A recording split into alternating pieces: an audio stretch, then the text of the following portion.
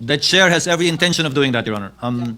There is a motion to vote on the motion of Senator Sotto to lay on the table the motion of Senator Marcoleta pertaining to the articles of impeachment vis-a-vis and in light of the Supreme Court decision of July 25, 2025. To explain, a yes, affirmative, or aye vote supports the motion of the Honorable Minority Leader, and it therefore means that we will not act on the motion of Senator Marcoleta today. A nay vote, a no vote, means that the motion of Senator Marcoleta will not be laid on the table and that we will act and vote upon it today. Senator Lacson? Later on, we'll know the amendment. Senator Lacson, so that it's on the record, please. So you're only referring, Mr. President, to the motion to dismiss? No, motion to table. Just the motion to table. Just the motion to table, Your Honor, because we are not yet there. There being no objection, the motion is of the... Yes, Senator Zubiri. Yes, Mr. President, being a former Senate President and being former Majority Leader, I'd like to ask the audience to restrain from commenting or laughing, please. Well, we are in a, for me, it's a sacred place. It is in the August chamber of the Senate that we have decorum. May we ask for decorum from those who are watching within the plenary, Mr. President.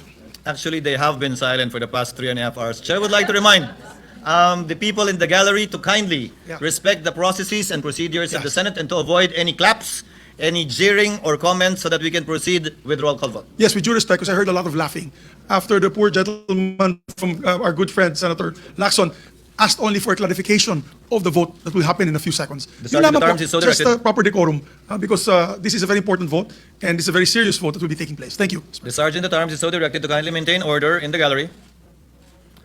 Acting now on the motion of the Majority Leader for us to divide the House and vote on the motion to lay on the table, Secretary is directed to call the roll for nominal voting. Roll call vote. The Honorable Senator Aquino. Senator Cayetano Alan. Senator Cayetano-Pia. Senator De La Rosa. Senator Ejercito. Senator Estrada. Senator Gatchalian. Senator Go.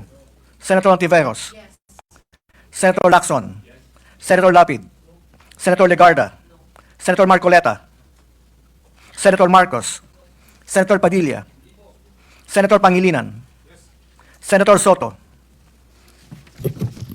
May I register my vote, Mr. President? The Minority Leader may proceed. Thank you. Mr. President, the Supreme Court decision is now pending appeal. It is prudent to wait for the results rather than prematurely archiving, if not dismissing, because I know for a fact, once it is archived, it is dead. So what happens if the Supreme Court reverses itself?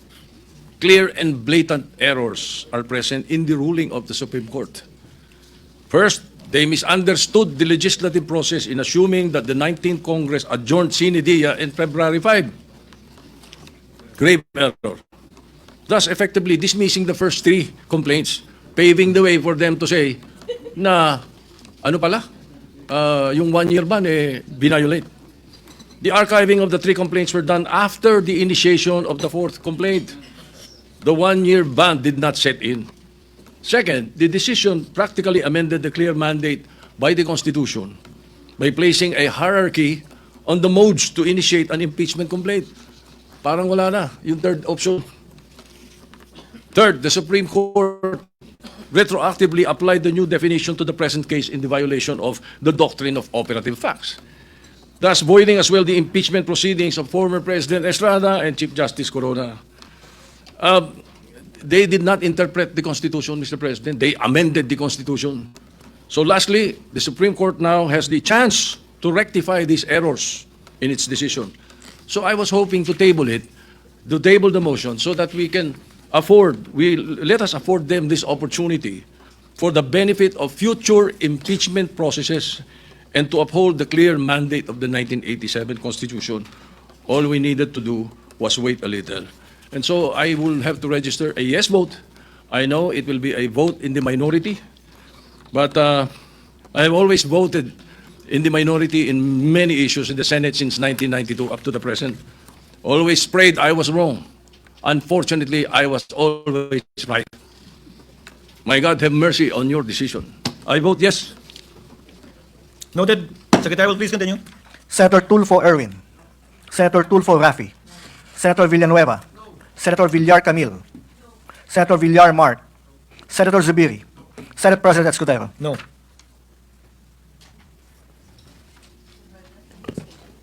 Pwedeng mag-explain ng boto. Before the explanations of vote, Chair would first like to make of record the result. With 5 affirmative votes, 19 negative votes, the motion to table the motion of Senator Marcoleta is lost. Lost. Sotto. Sorry, Senator Sotto is lost. No, he said the motion to table the motion of Senator Marcoleta is lost. Pati tuloy ako, nalito dito siya. Mr. President, Senator Villanueva. if I may, Mr. President, and to go back to the first motion raised by Senator Marcoleta, if I may be allowed, Mr. President, to amend, Mr. President, the motion, Mr. President. The gentleman may proceed with the permission of Senator Marcoleta. Mr. President, adhering to the immediately executory decision rendered by the Supreme Court en banc on 25 of July 2025, which held, among others, the articles of impeachment are null and void ab initio, and that the Senate did not acquire jurisdiction over the same. I move to transfer the articles of impeachment in relation to case number 002-2011, entitled in the matter of the impeachment trial of Vice President Sara Zimmerman Duterte, to the archives. I so move, Mr. President. What does Senator Marcoleta say? I accept, Mr. President. There is a motion as enunciated by the minority floor leader. What is the pleasure of Senator Zubiri? Yes, thank you, Mr. President. Mr. President, instead of a viva voce vote on that motion, may we be allowed to manifest our votes with a short manifestation, Mr. President, each and every one of us. This, Yeah, through nominal voting, Mr. President, with the permission of the body, of course. no, I think, Senator Soto, the motion of Senator Zubiri is to conduct nominal voting and allow the members to explain their votes after casting their vote, not after everyone has voted. I think that is the tenor of the motion of Senator Zubiri. Ang binobotohan muna natin, amendment mo di ba? Tinanggap niya. Hindi, yung motion na. Tinanggap niya. So, Mr. President, Majority Leader, Senator Marcoleta accepted the amendment of the Majority Leader. So, what are we voting on now? May we now The motion hear- as amended Yes, by the motion Senator as amended. Villanueva. May we hear the motion as amended, please? May the gentleman, Yes. the distinguished majority leader, Yes, kindly Mr. state President. once again for the record and benefit of our colleagues, the motion as duly accepted by Senator Marcoleta. Thank you, Mr. President. Adhering to the immediately executory decision rendered by the Supreme Court en banc on 25th July 2025, which held, among others, that the articles of impeachment are null and void ab initio, and that the Senate did not acquire jurisdiction over the same. I move to transfer the articles of impeachment in relation to case number 002-2011, entitled in the matter of the impeachment trial of Vice President Sara Zimmerman Duterte, to the archives. I so move, Mr. President. May we register, would anyone from the minority or those opposing the motion would like to make of record their objection before so that we can divide the House? Yes, Mr. President, I please. object and Thank you. ask for a nominal vote. Thank you. With the understanding, Senator Soto, that it is in accordance with the request of Senator Zubiri, that upon the name is called, the explanation of vote may be made, should they so desire. There is a motion duly objected to, as stated by the minority floor leader, to place into to transfer to the archives the impeachment articles of impeachment in relation to the impeachment complaint against Vice President Sara Duterte. Secretary is directed to call the roll and proceed to nominal voting. Roll call vote. The Honorable Senator Aquino. Senator Cayetano Alan. Sir President, sabi po ng preamble ng Philippine Constitution, we, the sovereign Filipino people, imploring the aid of Almighty God in order to build a just and humane society and establish a government that shall embody our ideals and aspirations, promote the common good, conserve and develop our patrimony, and secure to ourselves and our posterity the blessing of independence and democracy under the rule of law, a regime of truth, justice, freedom, love, equality, peace, do ordain and promulgate this Constitution. Nanumpa po tayo na susundin natin tong Constitution na to. Madali pong sumumpa, mahirap to pa rin. Madali pong sumumpa na susundin kung naniniwala tayo sa desisyon. Paano kung hindi tayo naniniwala sa desisyon? Paano kung ang tinatanggal ngayong hapon na to ay si President Marcos at ayaw kong maging presidente si Vice President Sara Duterte? Will I have the courage to follow the same decision? That is the test I apply to myself today. Tinignan ko po ang Supreme Court decision, solid po. Hindi nito inaalis ang kapangyarihan sa House to initiate impeachment. February 6 po, sigurado yan. In fact, before February 6, may quadcom na, magiging glorieta na yan soon. Tuloy-tuloy po yan, yung mga investigasyon na yon, kasi ganun ang politika sa Pilipinas. I hope yung sa baha, investigahan din. I hope yung sa corruption, sa smuggling, sa karami-rami nating utang, not only nung 6 years old siya, papatayin mo ba siya? Ang hirap sagutin nun. Of course, for us who believe that thou shall not murder, ang sagot madali.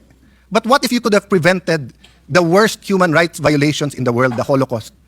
What if you could have prevented such fire of fascism that it actually swept, kung hindi ako nagkakamali, nag-Time Magazine of the Year pa si Hitler. I wonder what our answer is. But I know my answer here today. If you kill Hitler when you are 6 years old, if you justify the ends by the means, you will create more Hitlers. So if the Vice President is guilty, dapat po siya ay i-impeach. Pero sa tamang panahon at tamang proseso. Nagsalita ng Korte Suprema na mali ang proseso, mali ang panahon. But yun po, Mr. President, sana kung ano ang discussion since February 5 dito na nakatuon kay Vice President Sara Duterte, sana kung sino ang guilty sa mga baha, ganun din tayo. Hindi naman siguro si Sara ang gumawa ng mga baha. Sana po kung ano ang cause ng pagkabansot or stunting yung corruption, ganun din. Araw-araw talagang wag natin tantanan. Lastly, Mr. President, may I make an appeal to the media, our friends, the vloggers, yung iba nandito, political analysts, advocates, school deans, etc. Nakalagay kasi dito, we all agree on a regime of truth. Parati na lang ang vloggers ang nasasabihan ng fake news. Alam niyo po, marami tayong political analyst ngayon, di naman sila analyst eh. Ang ibig sabihin ng analyst provides objective, non-partisan, data-driven explanation of political events, systems, and trends. Ang ibig sabihin naman ng advocate, champions a specific cause, policy, or interest group to influence public opinion and policy decisions in favor of their positions. Wala namang masama dun eh. So kung ikaw ay advocate, sabihin mo na lang. Pero mag-a-appear ka sa TV, magpapa-interview ka, sasabihin mo political analyst. Pero gusto mo lang, bata mo maging presidente, nililito mo pa ang tao eh. Ganun din po. Ilan beses kami binugbog dito nung iba na ang sabi, bawal daw ang isang senator judge na mag-move to dismiss. Pero sila din ngayon ang nagsasabi sa mga senator judge, mag-MR kayo sa Supreme Court. Saka kayo nakakita na hindi pwede mag-motion to dismiss? Judges dismisses cases because of no jurisdiction. Ang CA, 3 sila o 5. Hindi nyo lang nakikita sa publiko at hindi sila mag-move kasi sila lang nag-uusap. Ang Supreme Court, hindi ba dinismiss nila? Hindi ba sinabi nila no jurisdiction? Tayo kasi dito nag-usap sa hall na to. So natural, hindi naman pwedeng si Senator Batorni ay tumingin lang sa akin tapos maisip niya, dismiss. Walang manifestation dito na hindi sinasabi. My point, Mr. President, is that yung sinabi ni Mahatma Gandhi nangyayari na sa Pilipinas eh. Sabi ni Mahatma Gandhi, if it's an eye for an eye, the whole world will go blind. Let's make our stand. Ilang beses ko narinig dito sa hall na to, ang taong bayan, ang taong bayan, ang taong bayan. Hindi ba naman lahat naman tayo halal ng taong bayan eh, di ba? Hindi ba pwedeng sabihin ko na lang ang opinion ni Alang Cayetano? Isa lang naman ako eh. Ang opinion ni Joel Villanueva. Ang opinion ni Mocha Uson. Isa lang naman siya.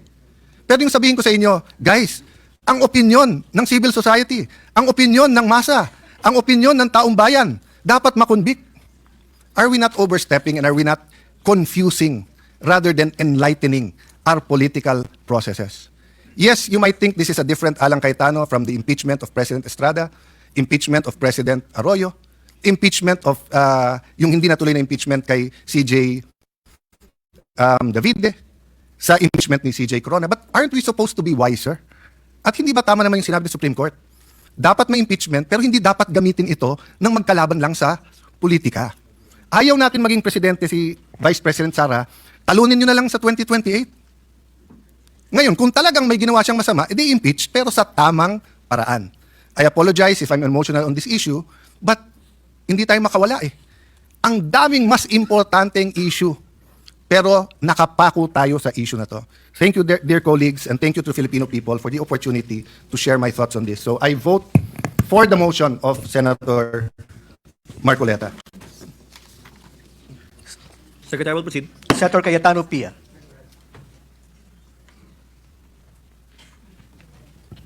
I vote yes, Mr. President, and I will explain my vote. The lady may proceed. Thank you.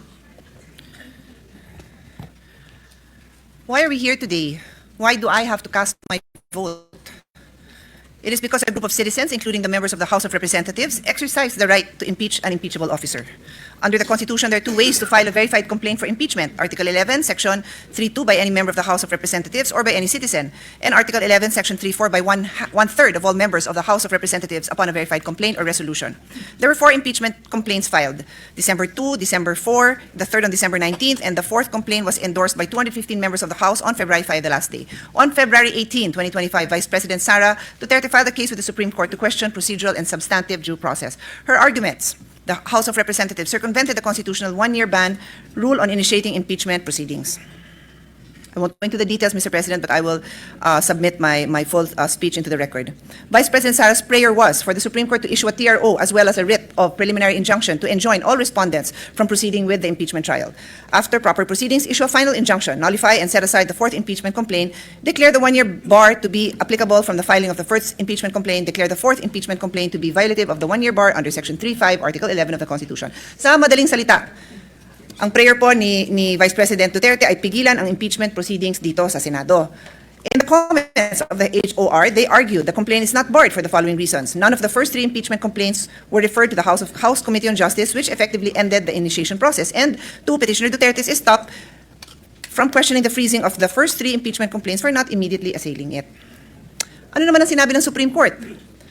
The Supreme Court said the articles of impeachment transmitted by the HOR to the Senate based on the fourth impeachment complaint is barred by the one-year rule under Article 11, Section 3.5. It is also constitutionally infirm and therefore null and void ab initio. Ang ibig pong sabihin, hindi na dapat ituloy pa ang impeachment proceeding na ito dahil ang impeachment complaint na isinumite ay labag sa one-year bar rule na nakasaad sa Constitution. Ang probisyong ito ay naglalagay ng limitasyon na isang impeachment complaint lamang ang maaaring maisulong sa loob ng 1 taon.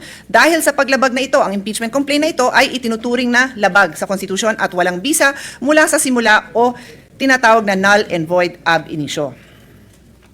Mahaba po yung diskusyon ng Supreme Court dyan, makikita ho yan dun sa kaso, dun na lang ho sa isusumiti ko, mababasa po doon yung ine-emphasize ko na provisions. So in final, sabi ng Supreme Court, the Senate did not acquire jurisdiction to constitute itself as an impeachment court. And this decision is immediately executory. Ano ho ba ang ibig sabihin ng immediately executory?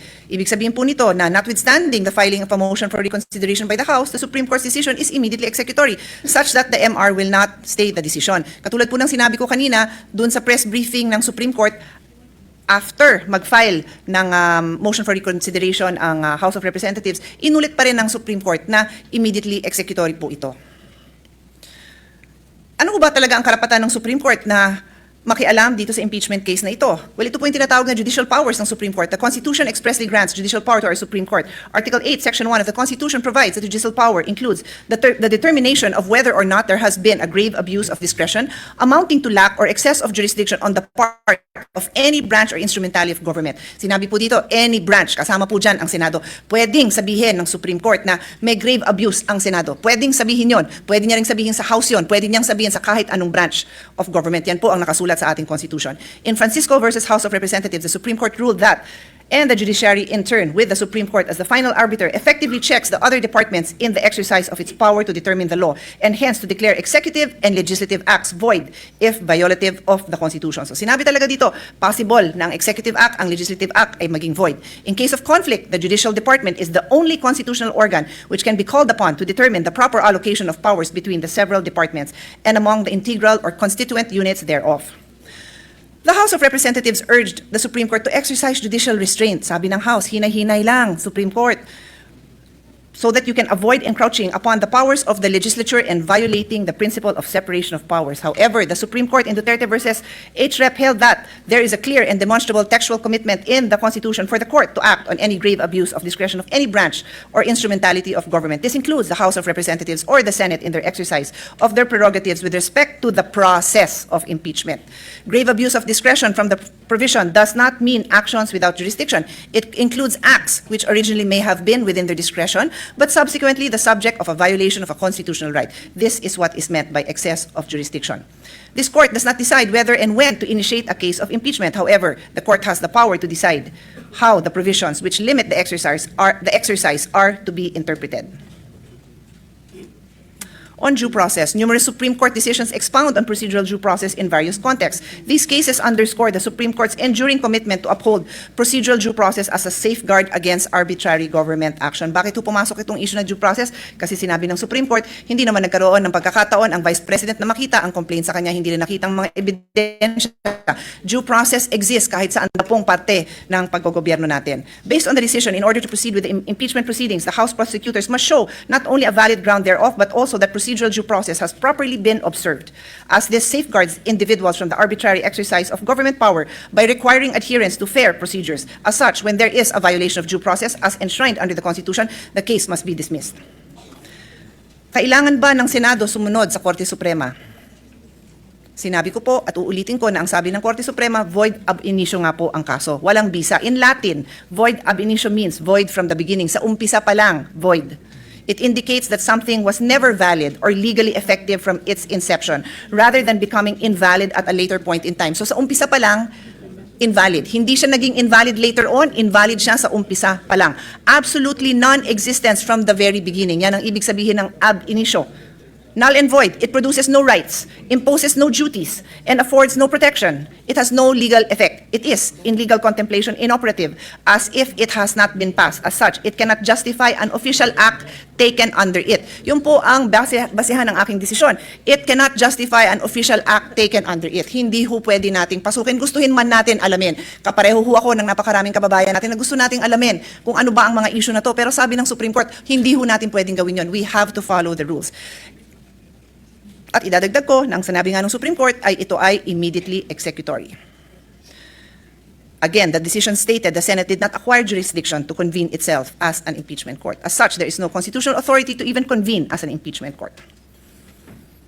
I am a member of the Senate and I am a lawyer. I am bound by my solemn oath.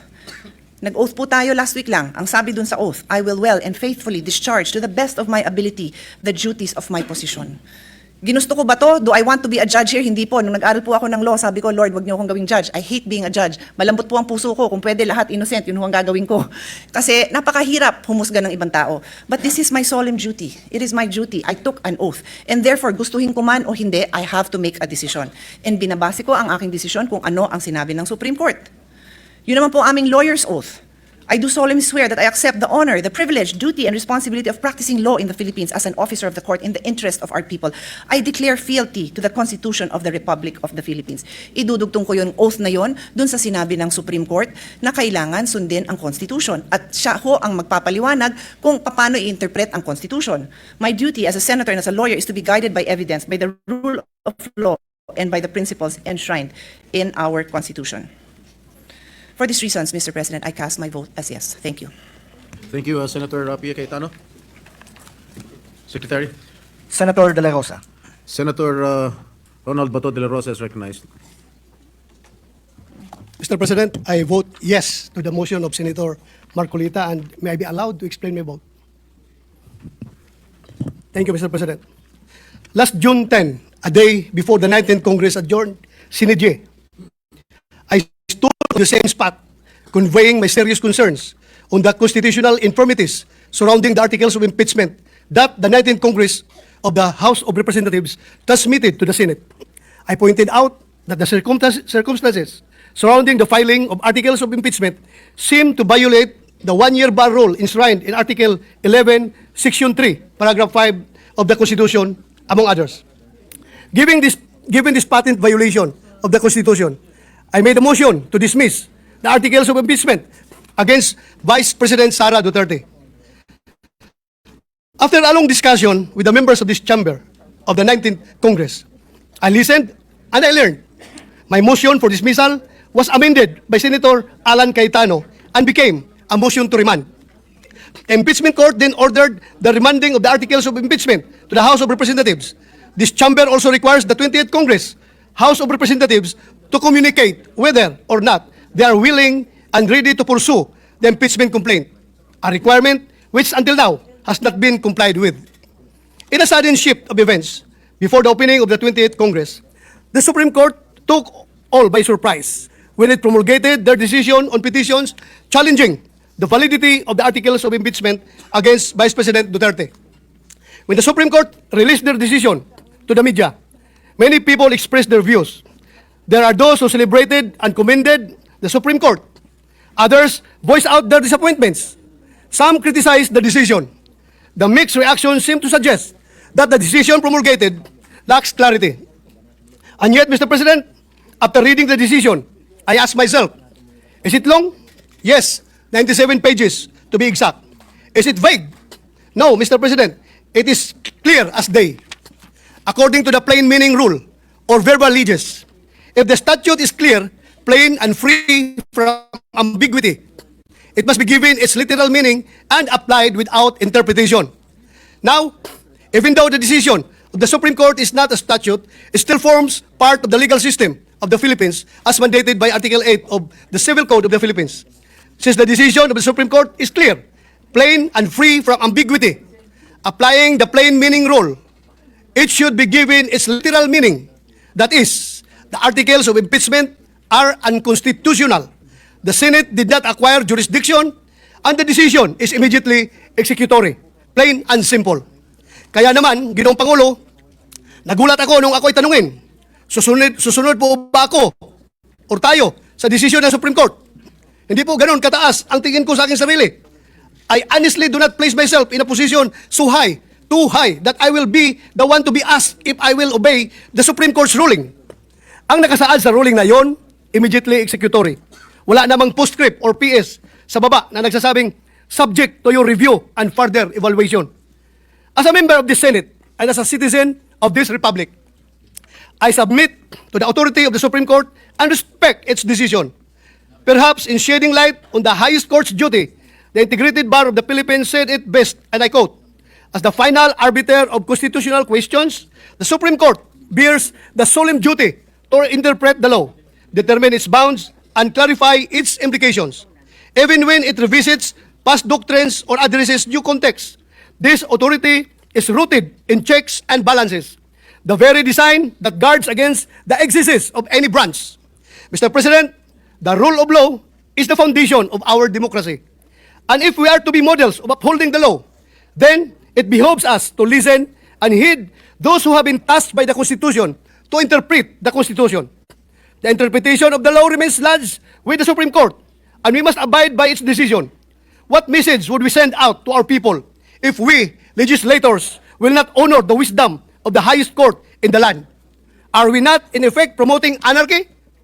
I want to believe that indeed we are men and women of the law, that we live by rules and perform our mandate as elected officials within lawful means. Our people rest easy and feel a sense of security because their Senate has remained to be guardians of democracy. Looking back, the Senate has accepted several Supreme Court decisions in the past. Why should the ruling in this current impeachment case be any different? Is our concept of respect for and acceptance of Supreme Court decisions selective? If that is the case, are we not playing with fire? Fire, mind you, does not always intend to enlighten or illuminate. It can also burn and bring a house down. Much has been said about where I stand, and I understand that my positions on certain matters have always been consistent and transparent. But while the public and this chamber may be familiar with my views, all that is simply driven by what is in my heart. And I say this with humility.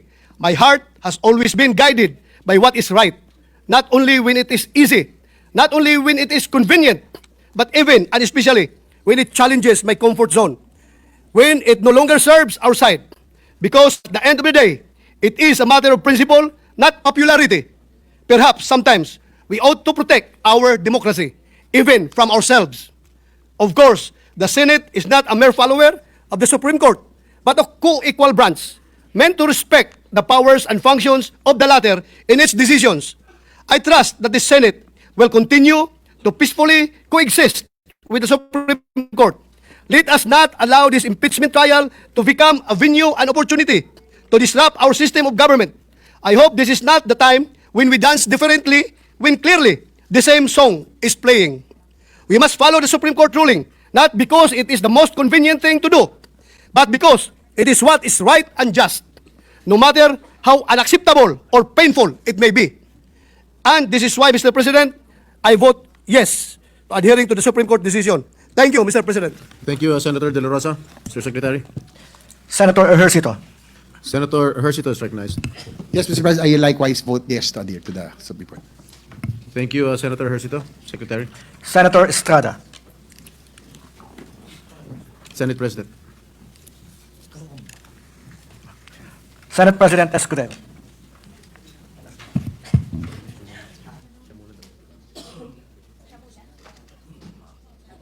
The Senate President is recognized to explain his vote. Thank you, Mr. President. Distinguished colleagues, sa mga minamahal na kababayan. For many of us, the past 2 weeks have proven to be an exasperating, mentally and emotionally exhausting experience. Both sides have fought bitterly a dialectical struggle to articulate what they respectively believe to be the correct position or view on the issues involved. Passions had run high as demonstrators, whether for or against impeachment, took to the streets armed with their familiar slogans and chants to air their voice on the matter. Various sectors of society, from business, retired military, academe, denominations of faith, offered suggestions for a return to a state of normalcy in the official relations of governmental branches. Through all these, and as early as the time when the articles of impeachment had been constituted, the court was specifically asked, told, urged, and argued to take no action of any kind and form with respect to the prosecution by the House of Representatives of the impeachment complaint. When the present petitions were knocking, so to speak, at the doorsteps of the court, the same clamor for non-interference was made through what are now arguments of lack of jurisdiction, non-justiciability, and judicial self-restraint, aimed at halting the court from any move that may have a bearing on the impeachment proceedings. The court did not heed the call to adopt a hands-off stance as far as the question of constitutionality of initiating the impeachment complaint is concerned. What lies in here, is an issue of genuine constitutional material which only the court can properly and competently address and adjudicate in accordance with clear-cut allocation of powers under our system. The claim, therefore, that the court, by judicially entangling itself with the process of impeachment, has effectively set up a regime of judicial supremacy is patently without basis in fact and in law, because it is not at all the business of the court to assert dominance, judicial dominance, over the other two great branches of government. Rather, the raison d'etre of the judiciary is to complement the discharge by the executive and legislative of their own powers to bring about, ultimately, the beneficent effects of having founded and ordered our society upon the rule of law. Mr. President, distinguished colleagues, the institution that is the Supreme Court, together with all other courts, has long held and been entrusted with the judicial power to resolve conflicting legal rights regardless of the personalities involved in their suits or actions. The court has dispensed justice over the course of time, unaffected by whomsoever stood to benefit or suffer therefrom, unafraid by whatever imputations or speculations could be made to it, so long as it rendered judgment according to the law and the facts. No one is above the law or the Constitution. This is a basic precept in any legal system which recognizes equality of all men before the law as essential to the law's moral authority and that of its agents to secure respect for and obedience to its commands. Perhaps there is no other government branch or instrumentality that is most zealous in protecting that principle of legal equality other than the Supreme Court, which has discerned in its meaning and ramifications through its application of numerous cases, especially the high-profile kind in the annals of jurisprudence. The Filipino nation and its democratic institutions have no doubt been put to a test once again by this impeachment case. Accordingly, the court resorted to no other than the Constitution in search for a solution to what many feared would ripen to a crisis in government. Sa muli, magandang gabi po sa ating lahat. Hindi ko po salita mga sinambit ko na ilang minuto. Yun po ay paraphrase at halos eksaktong quotation ng salita ni dating Justice Conchita Carpio Morales sa Francisco ruling na kinatigan ng mayoriya ng mga miyembro ng Korte Suprema, kabilang na si dating Chief Justice Puno, dating Justice Carpio, dating Justice Ascuna, dating Justice Panganiban. Ano nga ba itong Francisco ruling na pinag-uusapan natin ito? Ano nga ba ang pinagkapareho, pinagkaiba nito sa kasalukuyan nating hinaharap? At bakit ko ba ito tinatanong? Ginoong Pangulo, bahagi ako ng Kongresong nagtangka na i-impeach si dating Chief Justice David. Bakit ko sinabing tangka? Dahil pinigilan po kami ng Korte Suprema. In-enjoin at nag-issue ng TRO ang Korte Suprema at ito yung desisyong yun. Francisco, case na palaging sinasite po natin. Ano bang pinagkapareho? Ang aligasyon laban sa nasasakdal noon na si Chief Justice Davide, kaugnay din ng corruption. Daang milyon din. Ang pinag-usapan, initiation of impeachment na dapat sole prerogative din ng Kamara. ang pinag-usapan, ano bang definisyon ng initiation na dapat sole jurisdiction din ng Kamara? Ang tanong ko po ay simple. Noong mga panahong yun, nasaan po lahat na nagre-reklamo ngayon at nagko-question sa desisyon ng Korte Suprema? Yung mga maestradong nagko-question ngayon na retirado na, bumoto sila pabor doon. Subalit ngayon, tila nag-iba ang posisyon. Ano nga ba ang pinagkaiba kung meron man? Klaro ang pinagkaiba. Iba ang pangalan ng nasasakdal. Today, Mr. President, distinguished colleagues, the very supremacy of the Supreme Court is being called into question, and with it, the very foundation of the rule of law. As Senate President and as a member of this chamber and as a member of the bar, I will not sit idly by and allow this.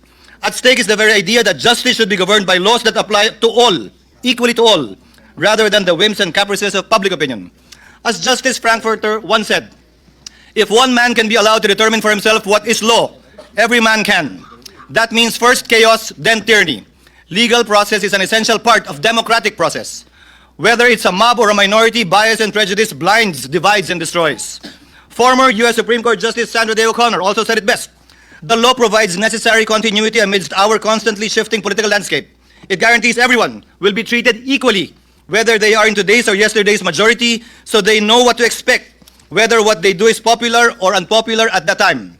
The courts, Mr. President, with the Supreme Court at the helm, are the guardians of the rule of law, making sure everyone plays by the same rules and receives equal justice. For the rule of law to prevail, the High Court must act as a compass, not as a political cheerleader, impartially applying the law by calling out violations, not swayed by public opinion or political allegiance. Respect for the rule of law, Mr. President, requires all of us to adhere to final or immediately executory decisions of the court, even when there is a winner and a loser, to avoid deadlocks and maintain legal order. Respect for the rule of law does not bar disagreeing with court decisions, nor from forming our own opinions on the meaning and intent and letter of the spirit of the Constitution. However, we must also have the humility to accept when we are wrong once the Supreme Court has already decided. Respecting the court only when you win or when it aligns with your belief is not respect for me. It is plain arrogance or if at all, a power play. Cherry-picking court rulings destroys the judiciary's purpose. Disobeying the High Court's decision is a violation of the law because under our Constitution, decisions of the Supreme Court form part of the law of the land. I make these remarks, Mr. President, amidst recent calls for this august body to disregard the Supreme Court's recent ruling in Duterte v. HOR. These calls for judicial disobedience have been aided and abetted by so-called legal luminaries and experts who fancy their wisdom and knowledge of the Constitution as better, higher, more supreme than that of the Supreme Court. Miyembro po ba sila ng Supremist Court? Miyembro po ba sila ng Super Supreme Court? Sa pagkakaalam ko po, iisa lamang ang Korte Suprema. At ayon sa ating konstitusyon, Korte Suprema ang bukod tanging pwedeng makapagsabi kung ano ang kahulugan ng ating saligang batas. Walang iba. Allow me to demonstrate, for example, Mr. President, the legal gymnastics these people have been undertaking in the past and have borne the brunt of this. Sabi nila, forthwith ang sinabi sa Senado, ibig sabihin yan agad-agad. Despite the rulings of the Supreme Court that say it is within a reasonable time. Pero doon na tayo sa agad-agad. Sabi ng rules ng House, dapat i-refer ng SecGen immediately sa Speaker. 2 buwan bago niya ginawa yun. Oh, okay lang sa kanila. Di naman sila nagreklamo. Immediately po ang gamit ha. Hindi forthwith. Sabi naman ngayon ng Korte Suprema, immediately executory. Ay, teka lang. Hintayin muna natin. Hindi pa final. Kapag ka-convenienteng yung mga salita pabor sa posisyon nila, edi okay lang. Kapag ka hindi naman, ay hindi rin. Hindi po ganun dapat yon. Hinihiling nila ngayon sa Senado na ipagpaliban muna ang anumang aksyon para intayin ang anumang desisyon ito kaugnay sa motion for reconsideration na inihain ng Kamara sa Korte Suprema. Subalit tulad ng naipaliwanag na kanina kaugnay ng motion na pinagbobotohan natin ngayon, kung magbago man ang Korte Suprema sa kanilang desisyon na unanimous noong July 25, 2025, meron pong paraan at proseso pa ang Senado para sundin ang bagong desisyon yan ng Korte Suprema kung sakasakaling mangyayari po yan. In the past, it was also said, nauna nagsalita si Senator Boto, bawal daw at walang karapatan mag-motion ang sinumang Senator Judge. Dahil trabaho daw ng depensa yon. Eh bakit yung mga parehong tao yung pinag-uusapan? Dapat maghain tayo ng motion for reconsideration. Hindi ba trabaho din ng prosecution yon? Hindi naman po pwede. Na pwede lang pag kayo, hindi na pwede pag iba. Now the prosecution has actually filed a motion for reconsideration, and rightfully so, and not by this chamber. Noon kapag nung bumoto kami para i-remand ang impeachment complaint sa Kamara, pinapaboran daw namin yung nasasakdal. Sinabi ko na rin yan. Na yung kontra sa impeachment at pabor sa impeachment, hindi ko didinggin. Na yung kontra at pabor kay Vice President Sara Duterte, hindi ko didinggin. Dahil may rason kung bakit babaeng nakapiring ang mata ang simbolo ng ating hustisya na humahawak ng espada sa kabilang kamay at panimbang sa kabilang kamay.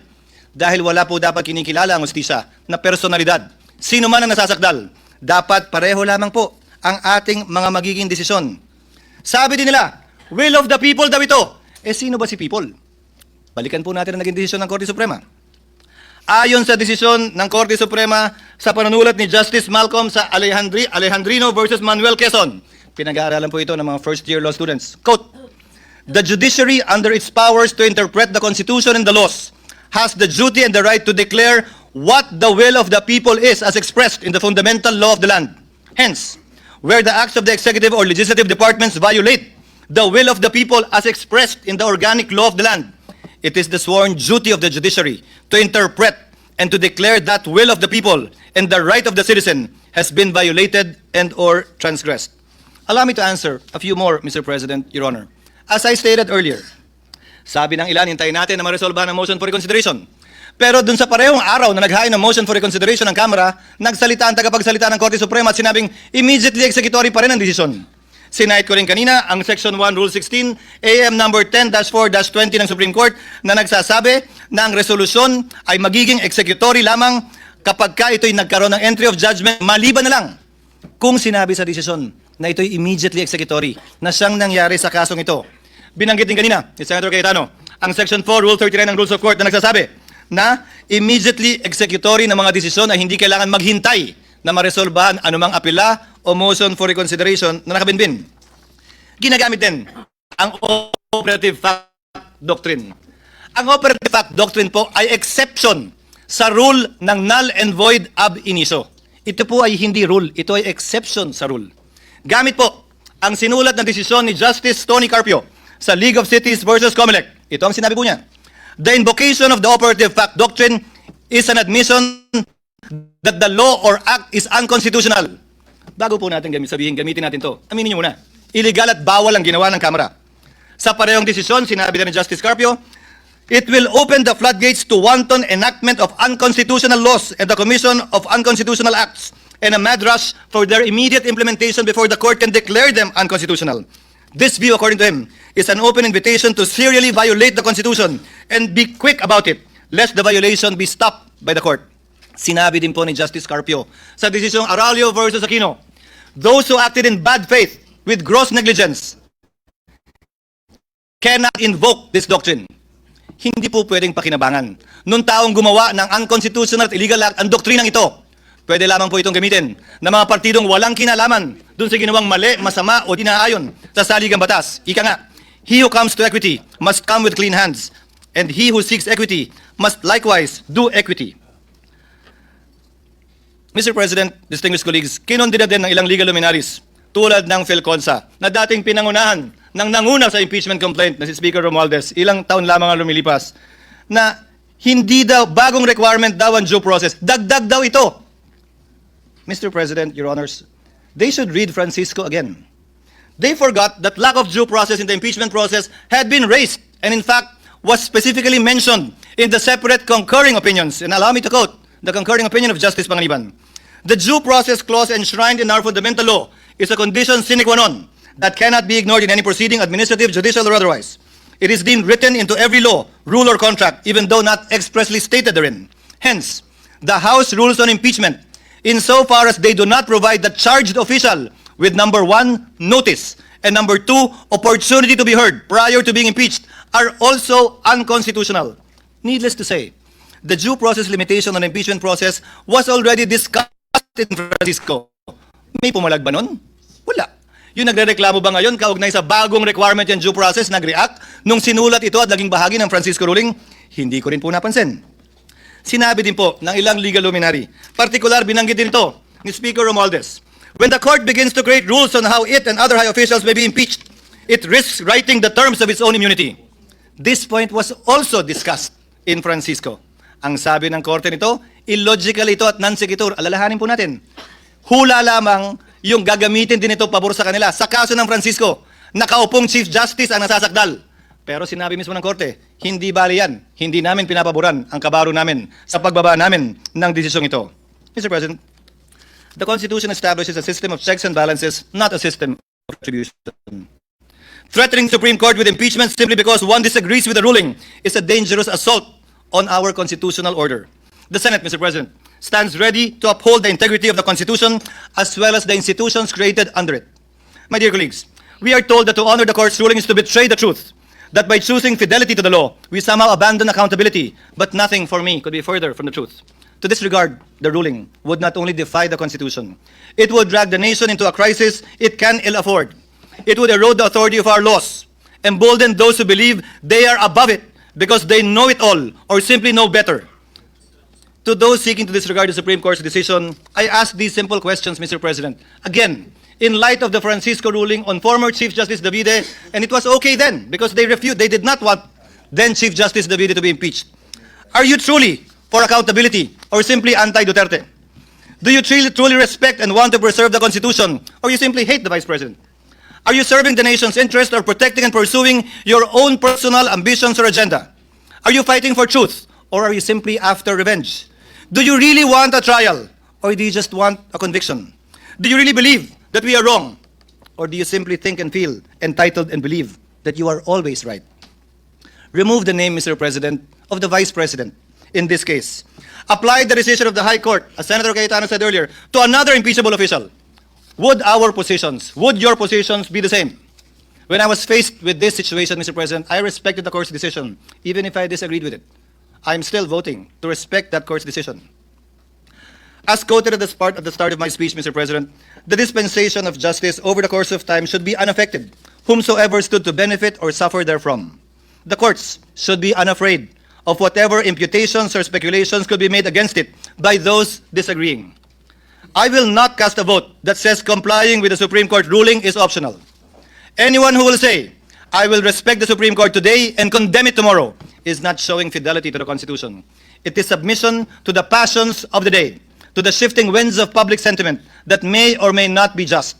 Fidelity to the Constitution, Mr. President, must prevail even when it is unpopular, inconvenient, or misunderstood.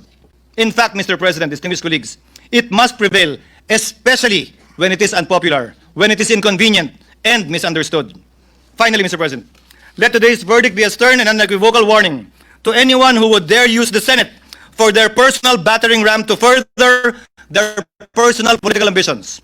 To the House of Representatives, I say, do not allow yourselves to be used for the blind hatred and ambition of a few who did things haphazardly, gravely abused their discretion, and violated due process rights under the Constitution as found by the High Court itself. In spite of all these, you expect everyone to roll over in obedience. When we did not, you moved hell and high water to destroy personalities, malign reputations, and tarnish institutions. To these people, I say this. The Senate is not your playground to run after your political enemies. We are not an accomplice in any grand scheme. While others may be willing to play your game, I am not. I will never bow to a mob. I will never cower to the shrillest of voices. Let history, Mr. President, record that in this moment, we chose the Constitution. We chose the rule of law by defending the integrity of the Supreme Court and maintaining the system of checks and balances under our Republican system of government. Let this chamber be remembered, not for the passions we inflamed, but for the principles we upheld. I vote yes to the motion, Mr. President. I vote yes to the rule of law, yes to the Constitution, yes to the supremacy of the Supreme Court in interpreting it. Thank you, Mr. President. Thank you, Senate President.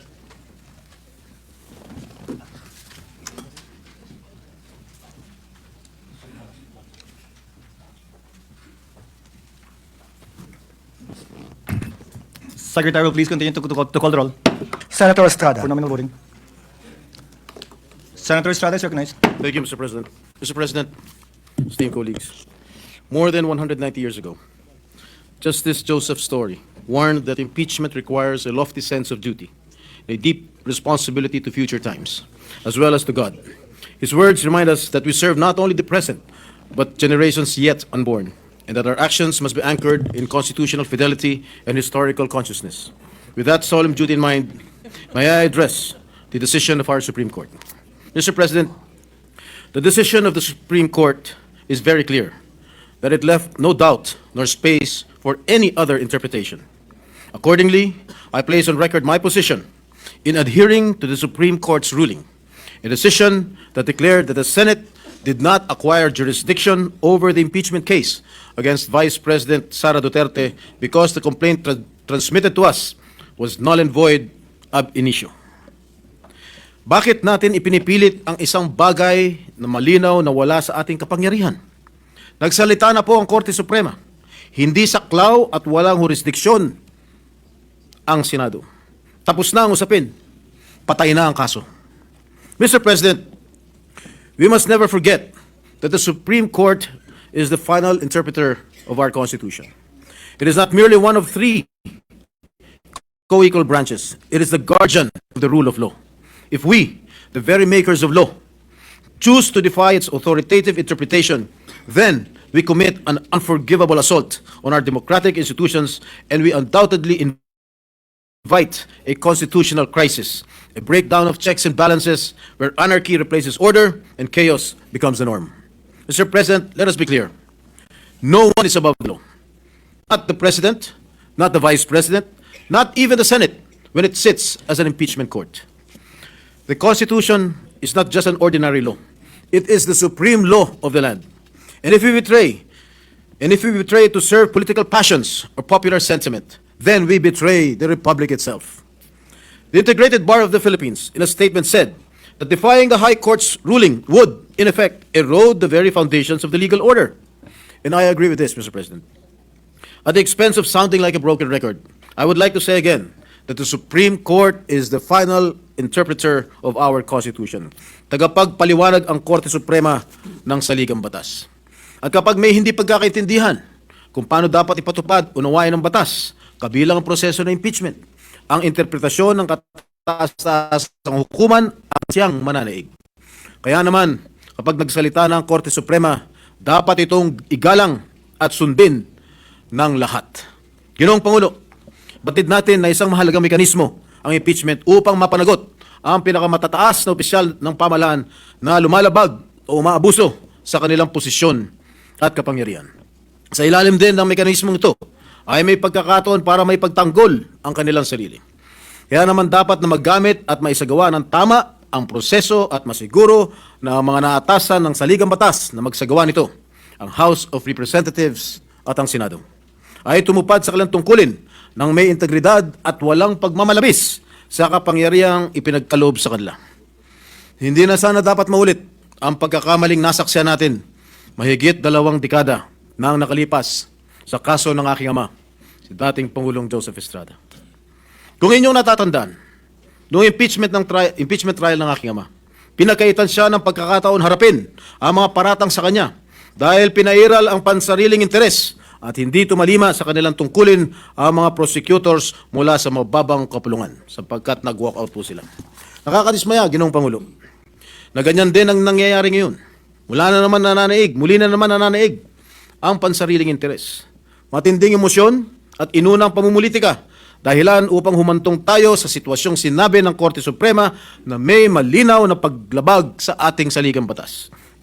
Had we decided to ignore the Supreme Court ruling and proceeded with the impeachment trial, we risk undermining the judiciary's role as the final arbiter of constitutional issues, and this will definitely create a dangerous precedent where future legislatures could just bypass court rulings they deem unwarranted. Mr. President, my dear colleagues, there should be a balance of power among the three branches of government, and this representation does not wish the Senate to be in a direct collision course with the Supreme Court amid calls for us to proceed with the trial. I refuse to be a part of the Senate.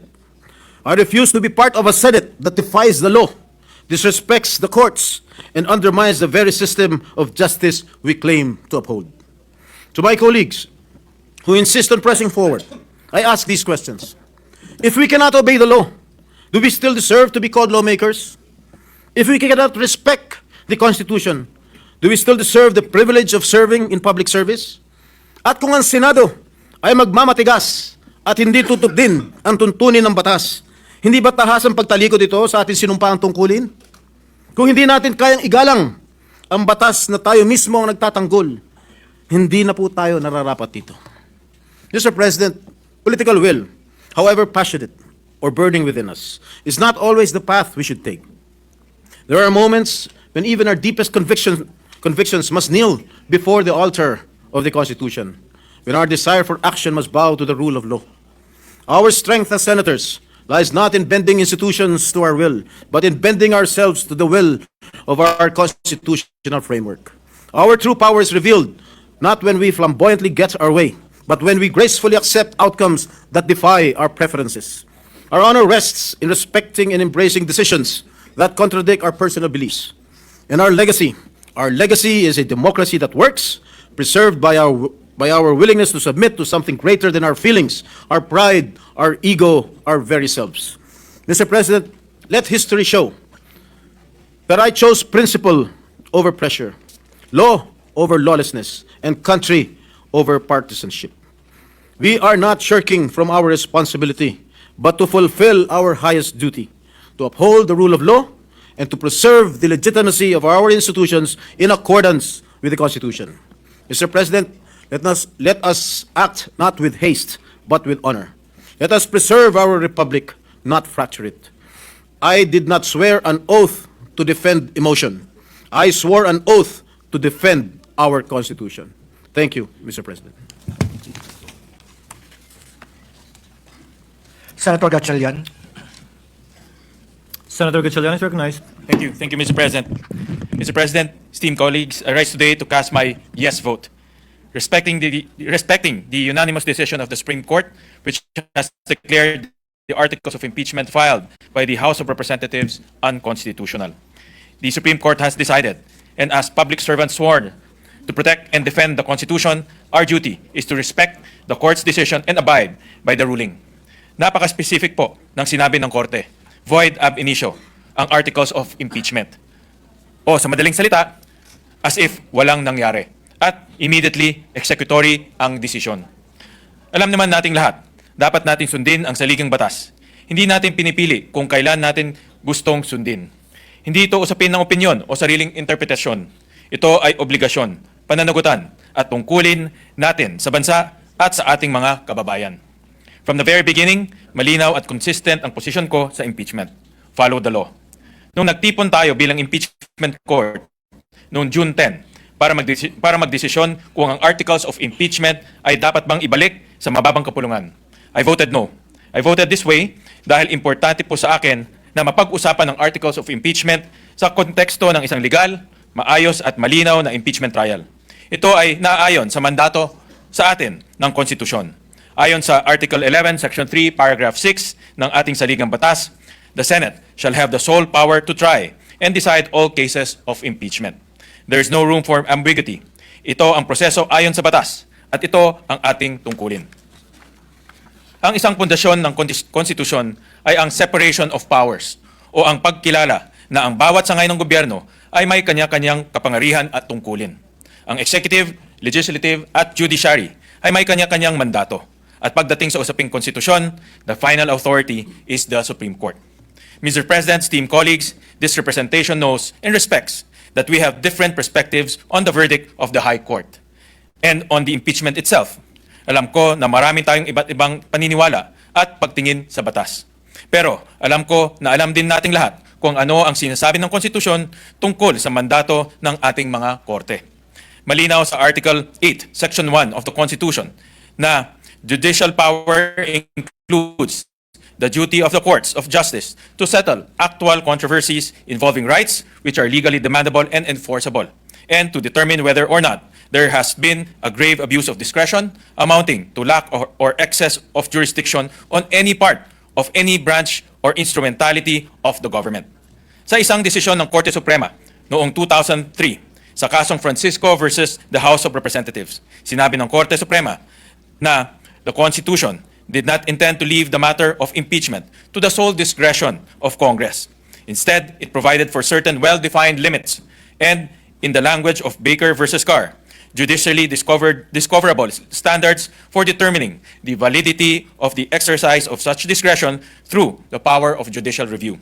Sinabi rin ng Korte Suprema sa Angara versus Electoral Commission na the judiciary in turn with the Supreme Court as the final arbiter effectively checks the other departments in the exercise of its power to determine the law and hence to declare executive and legislative acts void if violative of the Constitution. Maraming iba-ibang halimbawa, pero iisa ang mensahe.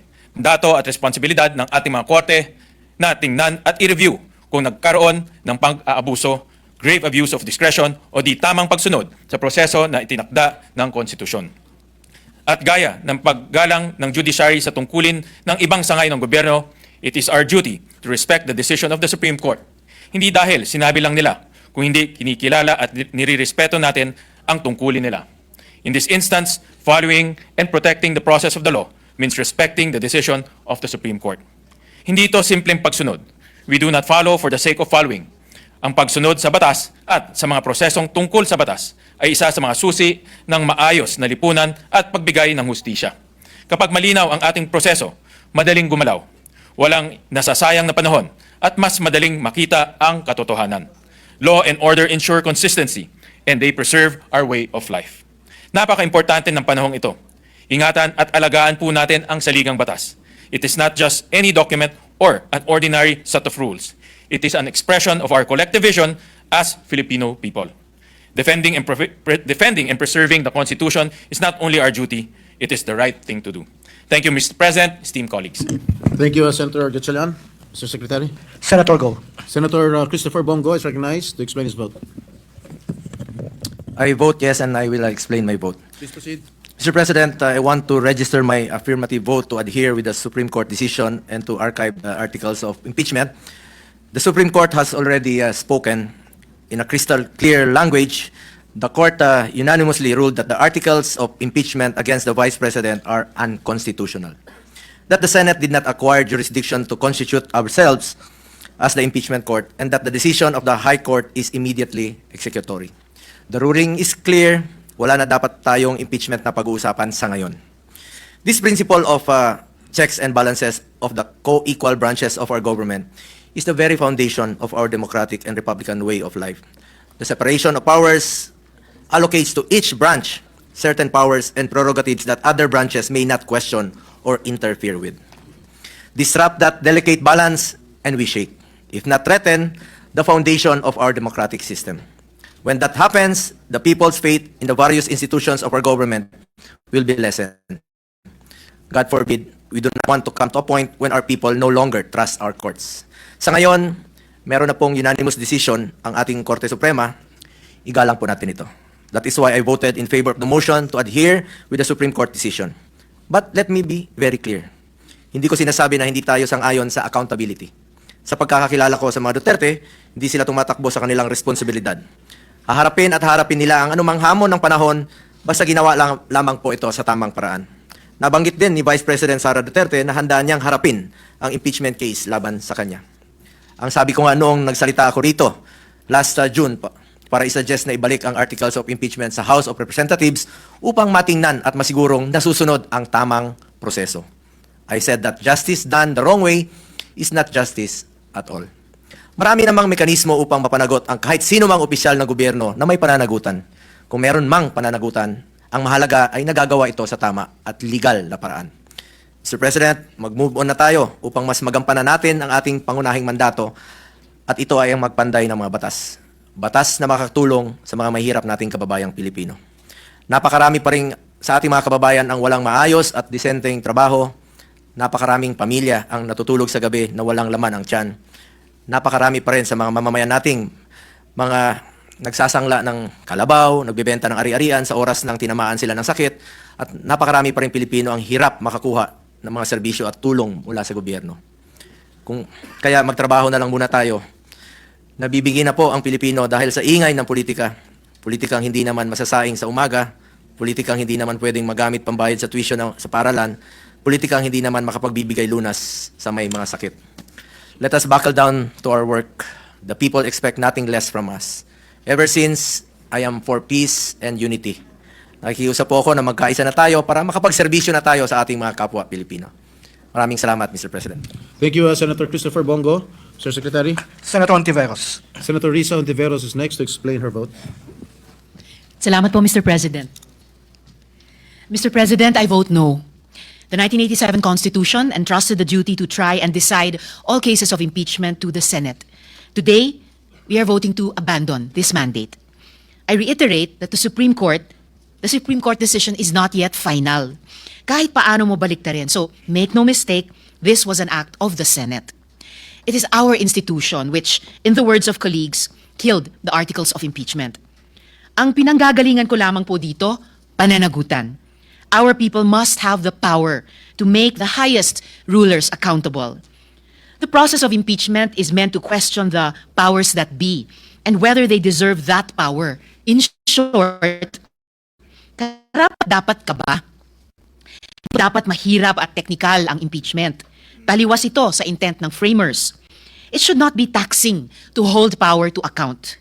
Anything that will make it easier for a public officer to evade accountability should be opposed. Ang hangad ko sana ay matulungan natin ang isa't isa. Tulungan natin ang ating mga kababayan na sagutin ito ng buo, ng may tapang at ng walang paligoy-ligoy. Ma-dismiss man natin ngayon o ma-archive ang articles of impeachment, mas mahirap i-dismiss o i-archive ang daing ng mga tao sa pananagutan at katarungan. Salamat po, Mr. President. Thank you, Senator Risa Hontiveros. Secretary. Senator Lacson. Senator Panfiloping Lacson is recognized to explain his vote. Thank you, Mr. President. Without the words immediately executory and the phrase on 25 July 2025, which held, among others, that the articles of impeachment are null and void ab initio and that the Senate did not acquire jurisdiction over the same, I would have voted in favor of the amended motion because I have always maintained that we must respect and not disobey the Supreme Court. But since there's still a pending motion for reconsideration filed by the House of Representatives through the Solicitor General, I believe that the July 25 ruling is by no means final until it rules on the motion for reconsideration with finality. That being said, I would rather wait, not preempt, the final ruling of the High Court. It is for these reasons that I abstain, Mr. President. Thank you, Senator Lacson. Secretary. Senator Lapid. Senator Lito Lapid is recognized. Mr. President, rinirespeto ko po at ginagala ko ang kataas-taasan hukuman. Ang boto ko po ay yes. Salamat po. Maraming salamat, Senator Lapid. Secretary. Senator Legarda. Senator Lauren Legarda is recognized to explain her vote.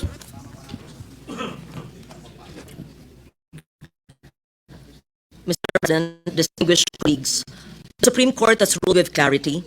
It declared the impeachment complaint not only constitutionally barred, but void from the beginning, and further held that the Senate did not acquire jurisdiction over the matter. This decision, by express pronouncement, is immediately executory. We in the Senate are stewards of the Constitution and the rule of law. Our fidelity must be strongest precisely when institutions are under strain or pressure. To proceed as though the ruling were uncertain or optional would be a departure from our constitutional duty. This manifestation is a commitment to respect the present authority of the Court's decision while remaining open to its final word. I cast my vote without prejudice to the Supreme Court's disposition of the pending motion for reconsideration. The Court speaks, and at times it speaks again. But until it does, the Senate must not act contrary to what it has already said. For these reasons, I vote yes. I honor the decision of the Supreme Court. Thank you, Mr. President. Senator Legarda. Mr. Secretary. Senator Marcoleta. Senator Rodante Marcoleta is recognized to explain his vote. Ginoong Pangulo, noong ang ating Panginoong Diyos ay nilalang po niya yung unang dalawang tao, pinagsabihan niya rin po meron siyang isang sinabi sa kanila na para na rin po sa kanilang kapakanan. Ang sabi po niya, kayong dalawa, lahat ng nakikita ninyo na bunga ng halamanan sa inyong paligid at lahat ng mga hayop na nakikita nyo na gumagala riyan, pwede ninyong kainin para sa inyo lahat yan. Ngunit yung natatangi na puno na nandiyon sa gitna, ay huwag ninyong gagalawin. Matatagpo ang kabawalan ng ating Panginoon Diyos. Kaya lang po, meron pong isang ahas na biglang nakialam. Sabi niya dun sa babae, sinabi ba ikaw ng Panginoon Diyos na pagka kumain kayo dyan sa bunga nung nasa gitna na yun, ay kayo mamamatay? Oo, sabi ng babae. Ay, hindi totoo yun. Ang totoo niyan, pagka kumain kayo dyan, mas lalo kayong tatalino. Ito naman si babae, Mr. President. Nakinig. At nung makinig siya, pinuntahan pa niya yung asawa niya. Yun po yung kauna-unahang under-desire po, Mr. President. Napakain din po yung asawa. Ano po ang ibig ko sabihin? Bakit ko po nilalahad ang pangyayaring ito? Meron na pong kapasyahan eh. Ang dami pong gustong sumausaw, ang dami pong gustong magsabi ng kaiba yung pananaw at paniniwala doon sa kapasyahan na iginagalang nating lahat. Ang ibig ko po sanang sabihin, magpakaingat-ingat naman tayo kung sino-sino na lang ang nagpapayo sa atin. Kung mapapansin po ninyo, ang karamihan ng nagpapayo na yan, may pagkakatulad po silang lahat eh. Una, lahat po sila hindi nila binasa ng kumpleto yung rules of procedures ng impeachment proceedings sa House of Representatives. Sapagkat kung binasa po nila yon, malamang hindi po ganun ang kanilang ibinubulong. Pangalawa, lahat po nun ay puro paborito po ng mainstream media. Sila na lang po yung tinatanong eh. Pangatlo, lahat po ng yon, walang pagmamahal sa mga Duterte. Ngayon, kung yung kalipunan po ng mga tao na yon, ang karamihan po sila, sa kanila ay nagsasabi, sila po yung mga legal luminaries. Tingin ko po sa kanila, yung iba ay legal mercenaries, Mr. President. With all due respect to the word. Kaya po kung minsan, imbes na po malinawan ang marami po nating kababayan, nagkakaroon po ng pag-aalinlangan. Yung iba po ay naililigaw, nalilinlang sapagkat iba't iba. Kaiba yung mga paniniwala, pinipilit at gustong ipilit na yung pa yung mananaig kesa doon sa kapasyahan na po na ibinaba ng Korte Suprema. Kung sa bagay nga po, sa una ko pong paghalimbawa, Panginoon Diyos na nga po yun eh. Kinontra pa ng ahas eh. Ginong Pangulo, sa mga abogado po, palaging may biruan eh. Kasi po, sa lahat ng pagdidiskusyon ng ating korte, lalong-lalo na po ang kataas-taasang hukuman, hindi naman po lahat ay agreeable. Merong partidong aggrieved siya, merong partidong masaya siya. Ngunit, sa katapos-tapusan eh, wala po tayong magagawa kundi tanggapin ang kapasyahan. Minsan po sinasabi nga natin kahit pabiro. Alam mo ninyo, basta desisyon ng Korte Suprema ay nagiging bahagi ng ating mga batas, maliman o tama. Yun po ay nasa Article 8 Civil Code na binanggit na po kanina ni Senator Bato. Nang sinasabi po, judicial decisions applying or interpreting the laws on the Constitution shall form part of the legal system of the Philippines. Wala na po tayong magagawa doon. Batas na po yun eh. Sa akin pong naunang talumpati kanina, Ginoong Pangulo, hindi ko na po ulitin. I will just request that my entire speech, Mr. President, be incorporated by way of preference to be included in this explanation in my voting yes for my own motion. Thank you very much, Mr. Thank President. you, Senator Marcoleta, for your explanation. Madam Secretary. Senator Marcos. Senator Amy Marcos recognized to explain her vote. Thank you very much, Mr. President. I vote a resounding yes. Sa hinabahaba kong pagsisilbi sa Kongreso, sa 12 taon na nanilbihan kami, ang trabaho ng kongrestista, sa pagkaalam ko, ay maging kinatawan ng kanilang distrito o kanilang sektor.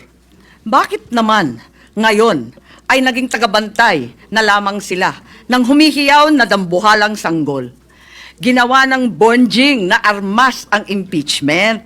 Ang dating para sana sa kaayusan ng sistema, ginagawang pampagulo, panakot at sandata laban sa mga kinaiinggitan, kinaiinsecuran ng mga lulong sa kapangyarihan. Galangin naman natin ang Korte Suprema. Huwag tayong umastang Supremer Court. Supremest pa. Wala namang ganun ah. Sa mga kapatid kong senador, paano tayo magiging dakilang mambabatas kung tayo mismo ay hindi susunod sa batas? Ang boses ng Korte Suprema ay boses ng konstitusyon. At kung sino man ang sasapaw sa boses na ito ay isa lang ang tono, ambisyon. Kaya naman, mag-move on na tayo. Magtrabaho at huwag konsintihin ang isang spoiled na bonjing. Huwag nang busugin ng pabor. Huwag nang pumayag dahil may pabuya. Huwag tayo magpalaki ng buhaya, baby pa nga ang tawag, lulong na. Sa mga mahal kong kongresista, may suggestion po ako. Ito, suggestion lang naman, ano? Huwag niyong masamain. Kesa, inaatupag ninyong palitan ang pinili ng taong bayan, binoto at minahal. Bakit di nyo nalang palitan ang tao, kayo naman lang ang pumili? ayaw paawat ng iba sa kaka-flex. Ano kaya kung yung speaker nyo na lang ang paltan nyo? Kaya nyo yan. At dahil dito, bumuboto ako ng malakas na oo. Maraming salamat po. Thank you, Senator Amy. Before the Secretary recognizes the next Senator, who are these people almost creating trouble there? Can you please trace their identities and send them out of this building? Secretary. Senator Padilla. Senator Robin Hood Padilla is recognized to explain his vote. Maraming salamat po, Ginoong Pangulo. A'udhu billahi minash shaitanir rajim. Bismillahirrahmanirrahim. Alhamdulillah rabbil alamin. Bismillahi wassalatu wassalamu ala rasulillahi. Assalamualaikum warahmatullah. Alam niyo po, ito na po siguro ang pinakamaligayang araw sa buhay ko sapagkat makasaysayan. Po ay nagpupugay at malalim na paghanga sa isinagawang paliwanagan ni Senator Marcoleta, Senator Sotto, Senator Hontiveros, Senator Lacson, Senator Pangilinan, Senator Aquino, Senator Pia Alan Cayetano, Senator Rafi Erwin Tulfo, Senator Mig Subiri. Ang palitan ng mga paniniwala sa plenaryo ay simbolo ng humihinga at buhay na Senado. Nagagawa natin ang kalayaan at kasarinlan. Isang demokrasya na naririnig ang bawat naratibo. Tagahanga po ninyo ako lahat. At alam naman po ninyo, sa maiksing panahon ko rito, ako ay pro-Westminster. At ngayon, system po, system. Yan po yung parang sa UK.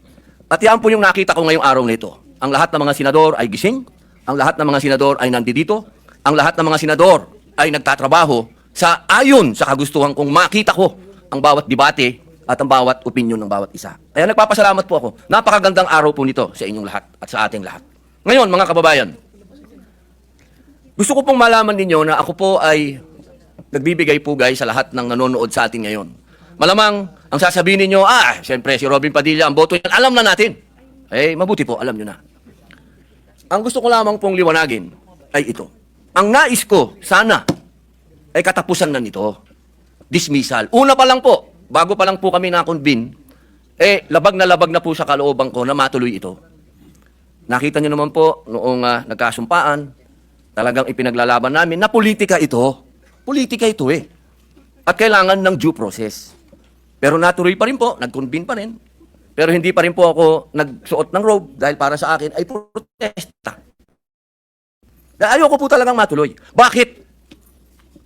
Sa loob po ng matagal na panahon ni Bonifacio, ni Aguinaldo, panahon ni Aguinaldo, ni Quezon, panahon ni Marcos Sr., ni Aquino Sr., ni Aquino Jr., ni Arroyo, Marcos Jr., PRRD Duterte, HOR ngayon, at Vice President Duterte. Hindi na po tayo natapos sa usapin ng politika at yan po ay pinagtibay ng Supreme Court sa kanyang desisyon na sinabi niya mismo, oo, politika lang impeachment, pero hindi kailanman dapat masagasaan nito ang karapatan ng tao. Malinaw at yun po ang pinaglalaban natin at kailangan dumaan sa tamang proseso at yan po ang pinaglalaban natin. Ngayon, mga mahal kong kaibigan, pagkatapos po natin marinig ang bawat punto ng bawat isa, sana po matapos na po ito at harapin na po natin ang mga tunay na problema ng bayan. Katulad po ng sweldo, katulad po ng agrikultura, pagkain, kaguluhan sa West Philippine Sea, sa buong mundo. Ang dami po nating dapat pag-usapan. Total, meron pa naman pong perero ang sinabi naman po ng Supreme Court at ang Supreme Court naman po, ang siya naman po dapat na sinasabi ng saligang batas. Malinaw po. Matagal po akong ginawang chairman ng constitutional ni dating Pangulo Mig Subiri. Pinagkatiwalaan niya po tayo, pinag-aralan po natin yan at malinaw sa konstitusyon na ang magpapaliwanag ng saligang batas ay Supreme Court.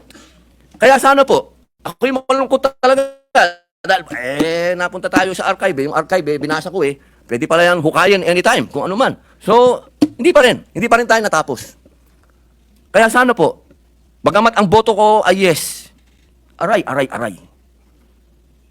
Gusto kong malaman at mailagay po sa lathalan ng Senado na ako'y may reserbasyon dyan. Malaking reserbasyon ko dahil gusto ko dismissal. Tapusin na natin to. Hindi pa tayo natapos Total, nasabi na lahat. Ilang oras ang banatan. Pero hindi pa rin natapos. Kaya po, mga mahal kong kababayan, bago po ako umupo, nais ko pong malaman ninyo na ang inyong Senado ay tumatakbo. Huwag po kayong malungkot sa mga hindi pabor sa amin o sa mga pabor naman. Isa lang po ang masasabi ko. Tigilan na natin ang politika.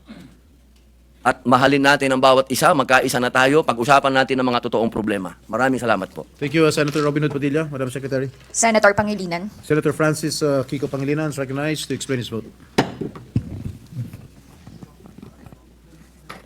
This representation votes no. Unang-una, ang boto na no ay hindi nangangahulugan na hindi natin nirerespeto ang pasya o kapangyarihan ng Korte Suprema. Lalo-lalo na't hindi pa ito pinal. Wala sa hanay ng mga senador na bumoto ng no ang nagsasabi na hindi dapat respetuhin ang pasya ng Korte Suprema. Hintayin lang ang final decision. Kung tutuusin, kung hinintay lang natin ang final decision, hindi tayo nagpasya at wala tayong ginawa na mga hakbang, out of respect, dahil nga pending pa, wala tayong nilabag sa pagiging immediately executory ng desisyon. Kaya, kataka-taka kung bakit kailangan magkaroon ng archiving. Pero pasya ito ng mayorya. Mr. President, bumoto tayo ng no dahil naniniwala tayo. Mas mainam sana na hintayin nga ang resolusyon ng motion for reconsideration. Dagdag siyempre dyan ang pagkilala ng prinsipyo ng co-equality sa House of Representatives. Yung interchamber courtesy, yung pagbibigay galang sa isang co-equal, respeto sa isang co-equal. Kaya nais po sana nating i-lay muna yung matter on the table. To vote to archive the complaint despite the MR still pending, I believe, Mr. President, and I believe the others who voted no share this position, is premature, as the ruling may still be reversed or modified. In addition, at ito nga ang isang contention, to vote to archive the impeachment complaint, if at all, is to give the Senate the powers which are only reserved for the impeachment court, trying and deciding impeachment cases. Precedents were cited in that the Senate and not the impeachment court acted on the impeachment cases of former President Estrada and Merceditas Gutierrez. But we submit, iba yung facts nung mga kaso na yon. In the Estrada case, supervening events led to the termination of the trial. In the case of Gutierrez, the Senate did not convene as an impeachment court. Kaya iba, apples to oranges, ika nga.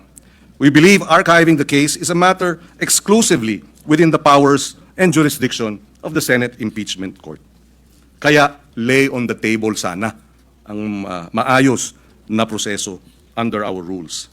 Allow me to reiterate that the final decision of the Supreme Court, yes, must be respected. The Supreme Court ruled that the impeachment court did not acquire jurisdiction, and its ruling rendered the official acts of convening as a court, of taking the oath, issuing of summons, and remanding the complaint as, for all intents and purposes, nullified. Kaya tinanong natin kanina, ano na ang nangyari sa constitutional duty and constitutional power as sole power to try and decide impeachment cases. We took an oath to uphold and defend the Constitution. And that includes our determination whether or not the nullification of the acts of the impeachment court, an exclusive sole power to try and decide impeachment cases, if the ruling was based on the facts and not on a misappreciation of the facts. Kaya nga, sana hinintay ang motion for reconsideration. The impeachment court, being ousted of its jurisdiction by the Supreme Court, is unprecedented, based, and sadly, as we read the ruling, the decision, based on the wrong facts. It is disturbing. The distinguished minority leader pointed out, point for point, in his interpellation and manifestation, the errors in the facts that the Supreme Court based its findings of grave abuse. I reiterate, one cannot be right with the law if one is wrong with the facts. And that's why napakahalaga ng motion for reconsideration. There is still an opportunity for the errors to be corrected, kaya nandyan ang MR. And this is the reason why we voted no.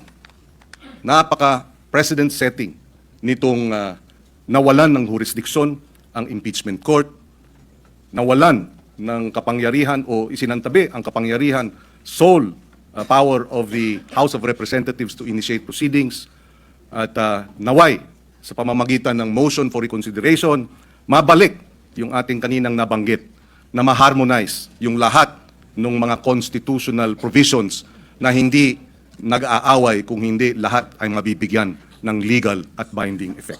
The power of judicial review, the sole power to initiate impeachment, and the sole power to try and decide cases of the Supreme Court, of the House of Representatives, and of the Senate. Maraming salamat. Thank you, Senator Pangilinan. Mr. Secretary. Senator Sotto. The minority leader is recognized to explain his vote.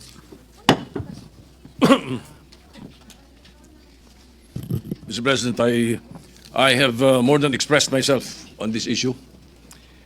Just in addition, a lingering question. How can the Senate archive something that is not before it? The articles are before the impeachment court. Therefore, I cast a negative vote. Thank you, Minority Leader, Senator Sotto. Senator Tulfo-R. Senator Erwin Tulfo is recognized to explain his vote. Ginoong Pangulo, mga kapwa kong senador at sa sambayanang Pilipino, bumoto po ako ng yes sa mosyon na sumasang-ayon sa desisyon ng Korte Suprema sa impeachment case laban kay Vice President Duterte. Ito po ay hindi sa gusto kong iligtas ang Vice Presidente, kundi dahil malinaw ang sinasabi ng ating batas at mas malinaw pa ang desisyon ng Korte Suprema na ito po ay labag sa konstitusyon. Alinsunod po sa one-year bar rule, hindi maaaring magsampa muli ng impeachment complaint ng 1 taon matapos ang naunang reklamo. Ayon po sa kataas-taasang hukuman, ito ay nalabag. At bilang mambabatas, hindi ako pwedeng pumikit na lang sa harap ng isang tahasang paglabag sa ating saligang batas. At para saan o ano pa ang saysay ng panunumpa natin noong nakaraang linggo sa tungkulin na nakasaad doon na that I will protect and defend the Constitution kung ito ay susuwiin lang naman natin. Ngunit, linawin ko ito. Ang boto kong ito ay hindi para iabsuelto si VP Sara Duterte. Sa totoo lang po, gusto ko siyang humarap sa paglilitis upang maipaliwanag ang mga issue, upang sumagot sa mga tanong ng taong bayan at upang harapin anumang pananagutan kung ito'y nararapat. Dahil ang paninilbihan sa taong bayan ay hindi po pribilehyo, kundi isa ring pananagutan. Public service is not just a privilege, rather it carries also huge responsibilities. Sa loob po ng mahabang panahon, nasanay na ang ilang matataas na opisyal kapag may kapangyarihan, may lusot. Kapag mataas ang posisyon, imyon sa tanong o investigasyon. Tama na, panahon nang baguhin ito. Kung tunay po na walang kasalanan si VP Duterte, dapat siya mismo ang manguna sa pagbubukas ng lahat ng dokumento, paggamit ng budget at mga hakbangin niya bilang pangalawang Pangulo at kalihim ng DepEd. Walang dahilan para umiwas kung malinis po ang konsensya. Ang boto kong yes ay hindi pagtatanggol sa kanya, kundi pagtatanggol sa legalidad ng proseso. Hindi po ito ang wakas. Kung may basehan at sa tamang panahon, hindi po ako magdadalawang isip na suportahang muli ang isang lehitimo at makatarungang impeachment. Dahil ang pamahalaan po ay para sa taong bayan, hindi po para sa iilang nasa puder. Maraming salamat at mabuhay po ang sambayanang Pilipino. Maraming salamat, Senator Erwin Tulfo. Ginoong Sekretaryo. Senator Tulfo, Rafi. Senator Rafi Tulfo is hereby recognized to explain his vote. Mr. President, my vote is yes. Let me explain my vote. My dear colleagues, in our Constitution, the sovereign Filipino people agreed to establish a government that will run our country. Malinaw dito kung ano ang kapangyarihan ng bawat sangay. Ang legislatura ang tagagawa ng mga batas. Ang ehekutibo ang tagapatupad ng batas. On the other hand, ang Korte Suprema naman ang taga-interpret o tagapaliwanag ng batas kapag may hindi malinaw dito o may pagtatalo kung paano ito ipapatupad. Kaya naman, ang respeto ng bawat sangay ng gobyerno sa isa't isa ay mahalaga upang tuloy-tuloy ang maayos na pagpapalakad ng ating gobyerno. Under the Constitution, it is the House of Representatives that shall have the exclusive power to initiate all cases of impeachment. Wala po tayo papel sa proseso na yan. Our role only comes when a valid articles of impeachment complaint is filed before us. Mr. President, the case before the Supreme Court is about the impeachment initiation procedure before the House of Representatives. Whether a case of impeachment has been initiated according to the text and spirit of the Constitution. Of course, I will not delve into the correctness of the decision of the Supreme Court, but I believe it is within their authority to interpret the Constitution and declare whether the actions and processes before the House is constitutional. And so, we must accord the decision of the Supreme Court the same respect that they give the laws that we enact as the legislative. That is the scope and limitation of our powers. Having said that, allow me to go to the clear, dispositive portion of the decision. Sa dulo po ng 97-page decision, ito po ang sinabi ng ating Korte Suprema. Una, the articles of impeachment are unconstitutional and are deemed null and void ab initio. In other words, walang bisa nung simula pa lang. Second, the court said, the Senate did not acquire jurisdiction to constitute itself into an impeachment court. Ibig sabihin, hindi nagkaroon ng Senado ng kapangyarihang maglitis bilang impeachment court. Mr. President, I agree that we should abide by the decision of the court to avoid any constitutional crisis. And if I were to take the duty to my heart, I believe the decision is very clear. No impeachment court was validly convened. That's my vote. With that said, however, there are concerns raised regarding the decision. So it is important for the Supreme Court to address these concerns. I have faith in the Supreme Court that it will perform its mandate. That's all. Thank you, Mr. President. Thank you, Senator Raffy Tulfo. Secretary? Senator Villanueva. The Majority Leader recognizes Senator Villanueva. Thank you very much, Vote. Mr. President. Mr. President, esteemed colleagues, this representation stands today not just a senator judge, but as a member of this institution who took an oath to uphold the Constitution. And I'm here, Mr. President, to explain my vote. But more importantly, to stay true to that oath, to serve with integrity and give life to the spirit of the law. Article 11, Section 1 of our Constitution provides that public office is a public trust. Ang isang katungkulan sa pamahalaan ay isang tiwalang ipinagkakaloob ng mamamayan. This underscores one of the core principles of democracy, that ultimate political power resides with the people. And thus, the preamble starts, Mr. President, we, the sovereign Filipino people, because the government's authority and legitimacy emanates from the people. Thomas Jefferson encapsulated the expectation from a person holding public office in one sentence. When a man assumes a public trust, he should consider himself as public property. Close quote. Kapalit ng tiwalang ipinagkakaloob ng bayan sa isang tao ay ang paglilingkod ng may katapatan sa saligang batas at sumasalamin sa mithiin ng bayan na nakapaloob dito. Ginoong Pangulo, pag-aari. Pag-aari ka ng publiko dahil ang bawat galaw at desisyon mo ay hindi para sa sarili, kundi laging para sa bayan. While due process protects life, liberty, and property, public office is not private property. As Justice Malcolm wrote in Segovia versus Noel, a public position is not owned by its holder. Ang posisyon sa gobyerno ay hindi premyo o personal na karapatan. Ito po ay pananagutan at pagtitiwala ng taong bayan. During the July 26, 1986 discussion of the Constitutional Commission, it was noted that, and I quote, a violation of an oath of office is itself a violation of the Constitution because a public official's oath is in the Constitution. Close quote. Thus, accountability is not only a moral imperative, it is a constitutional duty. Public officials are answerable to the people at all times, and the mechanisms of impeachment and oversight exist precisely because no one can claim a vested personal entitlement to office. Where accountability is demanded, due process must still be observed. Ngunit Ginoong Pangulo, hindi po ito dapat maging panangga laban sa makatarungan at lehitimong pagsusuri o gamitin upang gawing pagmamayari ang isang tungkulin pampubliko. Higit po sa lahat, hindi ito dapat maging kasangkapan upang takasan ang pananagutan. Wala po ni isa ang nakatataas sa pananagutan, nakakatakas sa pananagutan. Lalo na po ang mga nasa pinakamataas na posisyon ng ating bayan. Mabigat po ang papel natin dito sa Senado, Ginoong Pangulo, lalo na sa impeachment. Hindi po ito simpleng usaping legal. Desisyon po ito na nakabatay sa batas at nagmula rin sa ating prinsipyo at konsensya. The framers of our Constitution knew this. That's why impeachment decisions are ultimately acts of political and moral judgment, not just strict legal analysis. Kaya po malinaw ang disenyo ng ating saligang batas. Ang House ang may eksklusibong kapangyarihan para magpasimula ng impeachment, at ang Senado ang tanging may kapangyarihan na lumitis at magdesisyon. This is a sui generis role, unique, exemptional, and deeply rooted in our democratic system.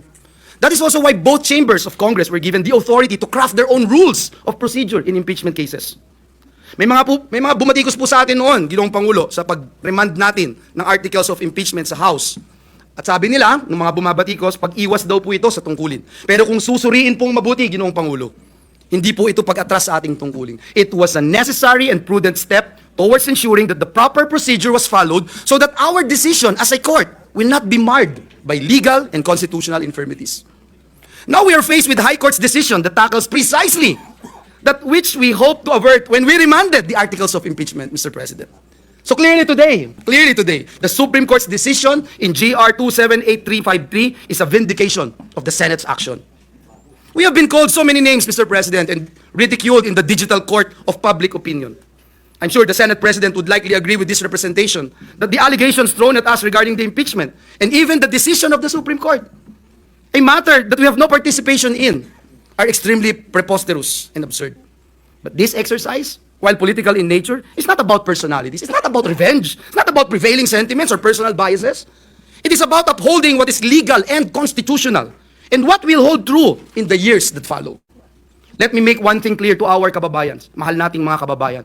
We in the Senate have never abandoned our mandate in this impeachment proceeding. Ang bawat hakbang po na ating tinahak ay nakaangkla sa kaluluwa ng ating bayan, ang ating inaalagaan at pinoprotektahan sa ligang batas ng Republika ng Pilipinas. But as they say, Mr. President, dissent is not a threat to democracy. It is essential to its survival. Kaya doon po sa mga pumuna, sa mga nagsabing mali ang naging pasya ng Senado, hindi tama ang ginawa po natin dito, naintindihan naman po natin sila kung saan sila nanggagaling. And in that same democratic spirit, I now take this opportunity to respectfully air my own dissent to certain portions of the Supreme Court's decision. While we respect the Court's authority, I believe there are portions of the ruling that may have inadvertently made the already difficult process of impeachment even harder. Agree po ako doon, Ginoong Pangulo. Impeachment was never meant to be easy, but neither was it designed to be impossible. The framers of our Constitution deliberately relaxed the rules to empower the people and lower the barriers to initiating accountability against high-ranking officials.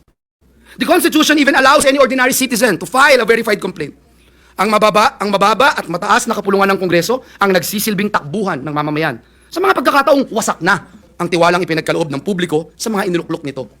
And yet, Mr. President, with this decision, we now see new procedural hurdles that were not explicitly required by the Constitution, including the rigid interpretations of due process at the preliminary stage. These add layers of complication to a process that is already politically and institutionally fragile. Hindi po natin iingatan, tama po yun, baka po mawalan ng saysay ang impeachment. Buhay sa papel, ngunit patay sa proseso. This was no accident of drafting, Mr. President. The framers of the 87 Constitution intentionally relaxed the requirements for initiating impeachment, lowering the vote needed from 2/3 as required in the past constitutions to just 1/3 of all House members. As explained by the framers of our Constitution, this was meant to I quote, make it easier, not harder, to hold the high public officials accountable, close quote. They had lived through a time when power went unchecked and accountability was elusive. Kaya siniguro po nila na ang kapangyarihan ay laging may akaakibat na pananagutan.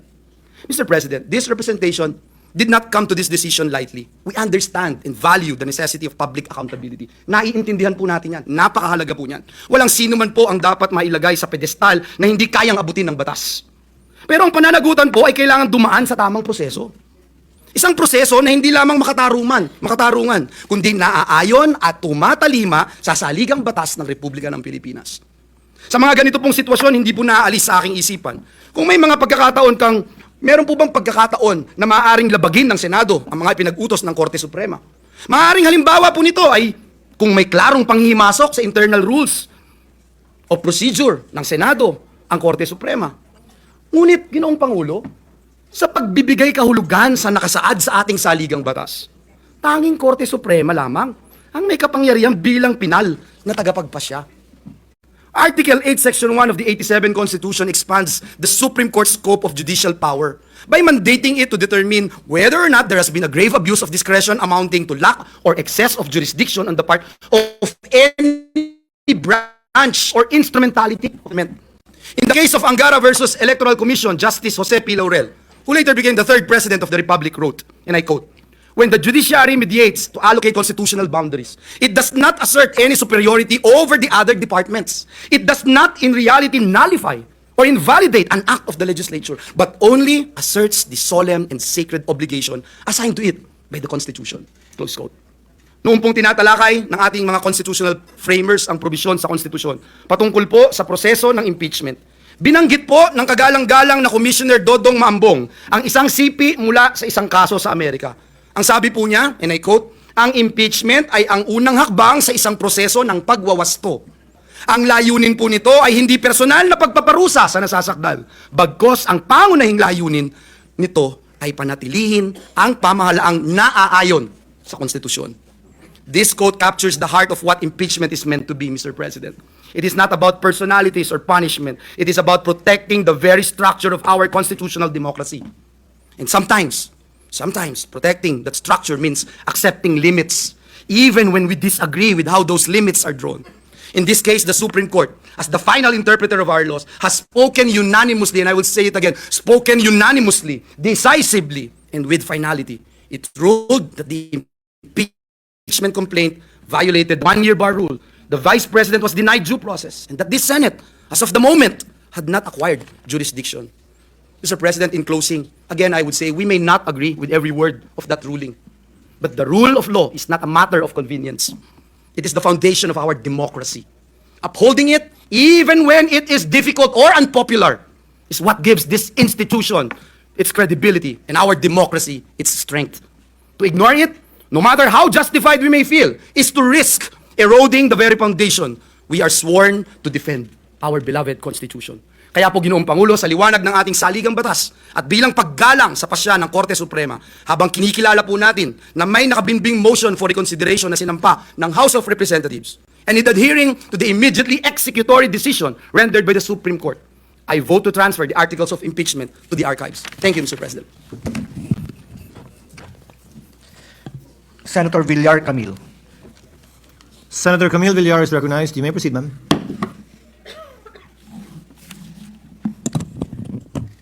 Mr. President, my dear colleagues, I vote yes to the motion to archive the articles of impeachment against Vice President Sara Duterte, respecting the decision of the Supreme Court. It is undeniable that the Supreme Court has the power under the Constitution to declare an act of a co-equal body as unconstitutional, a power known as judicial review. The power allows the Supreme Court to ensure that all branches of the government act within the bounds of the Constitution, and it should be respected. The three main branches of our government, the legislative, executive, and judicial, each is vested with distinct powers and functions by the Constitution, none superior to others. Each operates independently with its own sphere of authority and serves as a check and balance on the others to prevent abuse of power. This is the foundation of our democracy, and it ensures the rule of law, accountability, and protection of rights of all Filipinos. In this case, the Supreme Court has spoken. By a unanimous vote, the Supreme Court declared, in clear and unequivocal terms, the articles of impeachment against Vice President Sara Duterte unconstitutional and null and void ab initio for violating the one-year bar rule and due process clause. As a result, the Senate did not acquire jurisdiction to constitute itself into an impeachment court. This decision, finally, is immediately executory. Mr. President, we have heard many good arguments in the recent weeks from both sides. Just today, being the youngest member of this robust body, I have learned so much from our esteemed and distinguished colleagues. But to me, it is simple. The opinion, or the most important opinion, is that of the final arbiter of our Constitution, and that is the Supreme Court. I have faith that the Supreme Court has done their duty and fulfilled their mandate. Being a legislator and a public servant, it is my duty to abide by that decision. Not too long ago, I took my oath of office as a senator, and I swore to support and defend the Constitution, and I adhere to that today. To do otherwise can lead to uncertainty and chaos, and even a constitutional crisis. This is what the rule of law expects from each and every one of us. And to respect the rule of law is to respect our democracy. And that is why I vote yes to the motion before us. Mr. President, dalangin ko sana na marisolba na natin ngayon ito upang mapagtuunan natin ng pansin ang mga tunay at malalaking problema na hinaharap ng ating bansa at ng ating mga kababayan, katulad ng mataas na presyo ng bilihin, pagkaroon ng wastong hanap buhay, kalusugan at kaligtasan ng bawat Pilipino. Maraming salamat. Thank you, Senator Villar. Senator Villar-Mark. Senator Mark Villar is recognized. You may proceed, sir. Thank you, Mr. President. I rise to vote yes and explain my vote on the matter before us, and to explain why we compromised today on archiving this very important topic. But of course, we must always remember that the status quo is that the Senate has no jurisdiction. So in legal speak, this complaint is null and void. Last July 25, the Supreme Court rendered a unanimous decision declaring the articles of impeachment against Vice President Sara Duterte unconstitutional, noting that it is barred by the one-year rule under the Constitution and that it violates due process. The merits of this decision are not an issue before us. The sole question we need to answer is whether the Senate should respect the decision of the Supreme Court. And I say clearly and emphatically, yes. The Supreme Court has the ultimate authority to interpret what the Constitution is. No one, including the Senate, can substitute its opinion over the courts in any matter concerning the Constitution.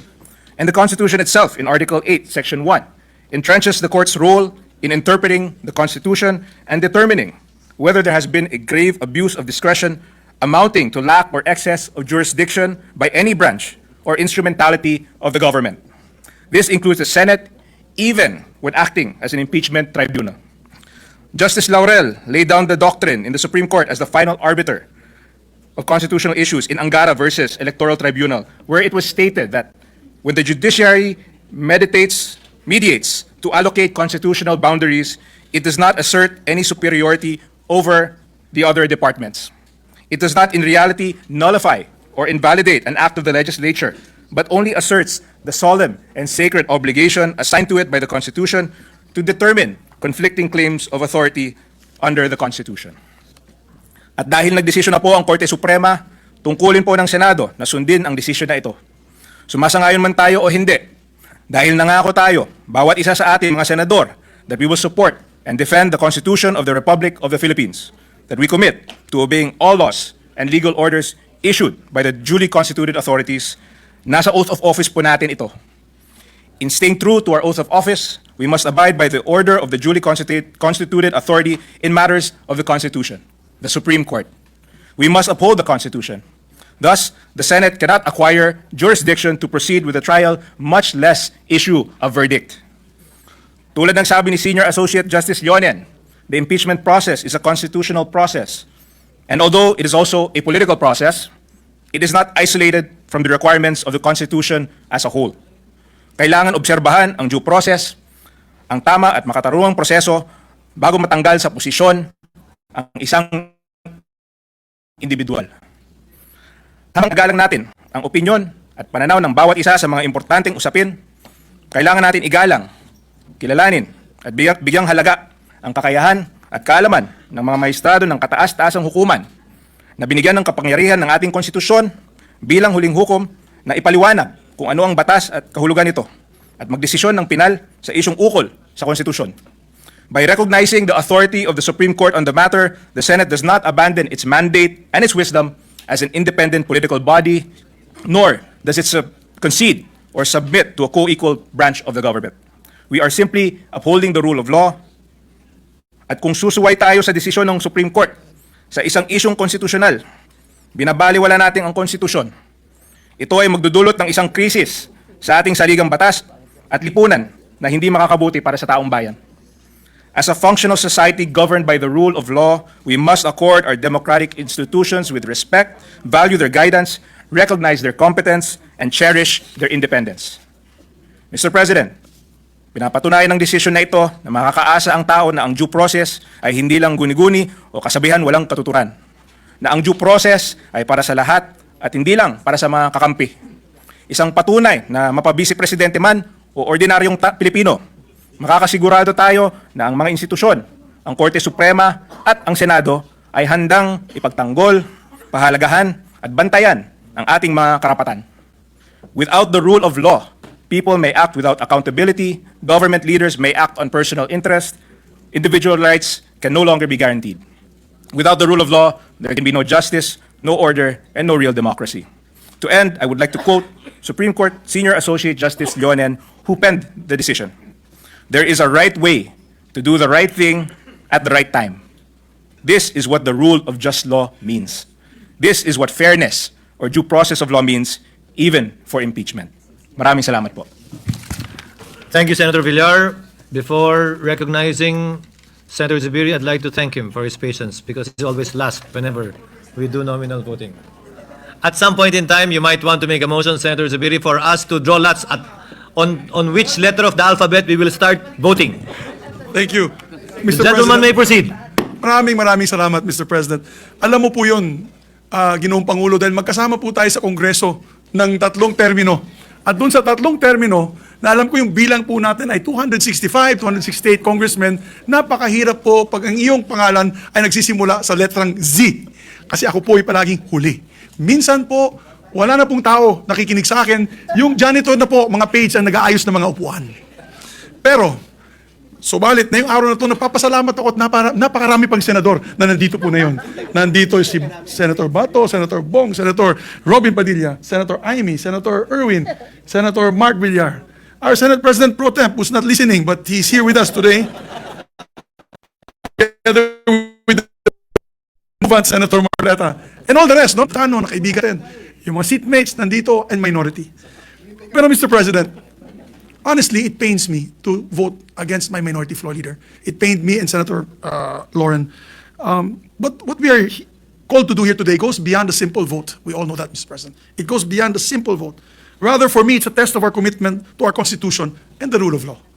When the House of Representatives transmitted the articles of impeachment to us in February 5, 2025, my position was clear. We must go ahead with the trial, as this is our constitutional duty. In many interviews, that's what I said. It doesn't matter how I feel about it, because many people already said that I was on the other side. But I've said it doesn't matter what my personal feelings are. What matters is that we proceed with our constitutional duty. When the motion to remand the articles of impeachment came up on June 10, 2025, it was also my position, again, clear, that we must remand the articles not for the sake of dismissing the trial, Mr. President, but for the purpose of ensuring that the House of Representatives had not violated the impeachment process as laid out in the Constitution. I have always upheld the principles of rule of law and the primacy of the Constitution. And I've consistently shown the highest respects for the Supreme Court as the final arbiter of all constitutional questions. So today, again, my position is clear. We must respectfully adhere to the court's ruling that the current impeachment complaint is unconstitutional. Our Constitution expressly empowers the Supreme Court to review even the article or the actions of political branches. In Francisco versus House of Representatives, that case which has been mentioned by almost all my colleagues here, the court affirmed that it is the final arbiter for constitutional questions with authority to strike down acts that violate the Constitution. Thus, I vote to support the Supreme Court on not to proceed with the trial of the articles of impeachment as it violates both the Constitution and the guarantees of due process, rendering the current complaint unconstitutional and void ab initio. The grave denial of due process only magnifies its fatal defect. Without jurisdiction, any trial would be meaningless and any verdict null and void, Mr. President. To disregard the court's unanimous ruling would be to invite a constitutional crisis and to break our oath to support and defend our Constitution. The power of impeachment is not without limits, Mr. President, my dear colleagues. It must be exercised within the boundaries set by the Constitution as interpreted by the Supreme Court. And let me be clear, for those listening tonight, the court did not place the Vice President beyond scrutiny. It simply required that any future impeachment follow constitutional safeguards. As simple as that. A new complaint may be filed by February 6, 2026, lawfully and with due process. At doon na po natin magagamit, Senator Kiko Pangilinan, yung ating mga gown at robe. Kasi sigurado, as the day will shine tomorrow, there will be an impeachment case filed against her. And we will be ready. This time, we will be prepared and follow the due process that was mentioned by the Supreme Court.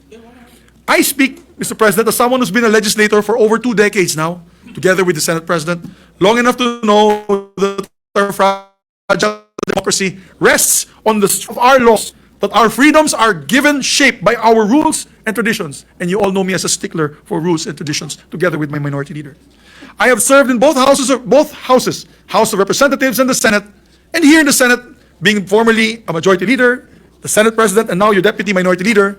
In all these roles, Mr. President, I've been conscientious in adhering to the rules and traditions that protect the integrity of our beloved institution. It is in this spirit that I adhere to the Court's decision. My vote today is based on the Supreme Court's decision last July 25, 2025, without prejudice to whatever resolution it may later render on the motion for consideration. That's why I thank the good movement, Mr. President, to allow me to amend or to allow the amendment of his motion to make it a mere archiving of the document, because that will never stop us from being able to pull out that document from the archives. Maraming salamat sa ating mahal na movement, si Senator Marcoleta. Let me just say this, Mr. President, to end my manifestation and my vote. Restraint is not weakness. It is obedience to constitutional order. Let us act not in defiance of, but in deference to the Constitution, to the Supreme Court, and to the people who have entrusted us these powers in this very chamber. Daghan kay salamat sa akong mga kaigsunan, and may God bless us all. Maraming salamat, Mr. President. Thank you, Senator Zubiri. With 19 affirmative votes, 4 negative votes, 1 abstention, the motion of Senator Marcoleta, as amended by Senator Joel Villanueva, adhering to the immediately executory decision rendered by the Supreme Court en banc on July 25, 2025, which among others held that the articles of impeachment are null and void ab initio, and that the Senate did not acquire jurisdiction, and to move to transfer the articles of impeachment in relation to case number 002-2011, entitled "In the Matter of the Impeachment Trial of Vice President Sara Zimmerman Duterte," to the archives. The same is hereby approved. Majority Leader. Mr. President, Senator Bam Aquino would like to insert his explanation of vote into the record.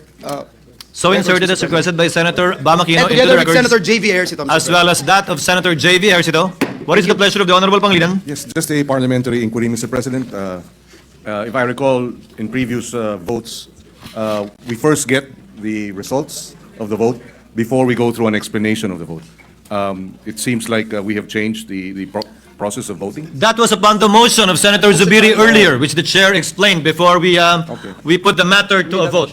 I raised this question because, well, the reason why, at least the practice was, the votes first before the explanation is that at times when there are contentious voting, the quorum may suddenly disappear, or there will no longer be a quorum because of the long process of voting. So The gentleman is correct unless a member asks that the procedure we just adopted is instead followed, and in this particular instance, the Honorable Zubiri moved without objection from any member.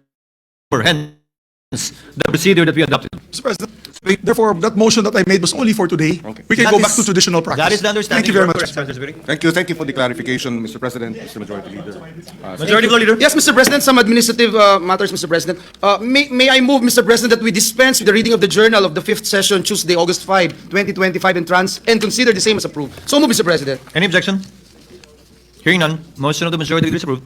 Mr. President, with the consent of the body and noting that for some measures, this shall lead to a third committee referral, and upon consultation with the minority and conformity of the chairperson of the Committee on Games and Amusement, I move for the secondary committee referral and or change of secondary committee referral, as the case may be, on the following measures concerning anti-online gambling to the Committee on Banks, Financial Institutions, and Currencies, while the prior secondary referrals will now be third committee referral. This is in view of the measures' implications on the financial and banking system, particularly with respect to fund transfers and other financial transactions associated with online gambling platforms. These are Senate Bill number 30, 47, 57, 142, Proposed Senate Resolution number 12, proposed Senate Resolution number 19 and the privileged speech of Senator Zubiri delivered last July 30, 2025. I so move, Mr. President. The understanding is the lead committee will still be the Committee on Games. The majority leader simply changed the secondary Yes, committees. Mr. President, But that is correct. may we know if there is a third committee being referred to? Majority leader. Sorry, what's the question? If the third committee is Ways and Means, we have no problem with that. But if the third committee, as I read it, is the banks, that does not fall in the Rule It's the 10, second. Section 15. That's the second, Mr. President, Second, not the third, not Your the Honor. third. So there are only two committees. Referral. 3, Mr. President. 3. What is the third? The third is the Ways and Means. Mr. Yeah, President. no problem with that. What about the others? I have a list here of your PS 19 and the privileged speech of Senator Zubiri referred to 3, 4? Including the privileged speech, Mr. President, of Senator Mig Zubiri. You are referring it to 4 committees? Three. Three committees. only, And Mr. not President. Ways and Means and... Banks and not Ways and Games Means and or Amusement, Finance. Mr. President. Games but and Amusement if being it's the not lead Ways and committee, Means Mr. or Finance and you go beyond 2, you refer it to the Committee on Rules. That's the procedure. That's why, Mr. Yes, President, not the we banks, are... not the committees. Yes, Mr. President, that's the reason why we are asking the consent of the minority, Mr. President. If it Mr. President, Your Honor, the reason why it's the majority leader that's making the motion with the consent of the body is precisely because the request for additional committees was referred to the Committee on Rules, and it's the Committee on Rules now acting on that request with the permission of the body first. It is now the Committee on Rules asking for the permission Yes, because it was that is correct. originally referred to you already. Yes, Mr. All right. President. And, we were not informed. Thank you. Thank you for your understanding, Your Honor. I told you. Any objection I told you. to the motion of the majority leader? There being none, motion is approved.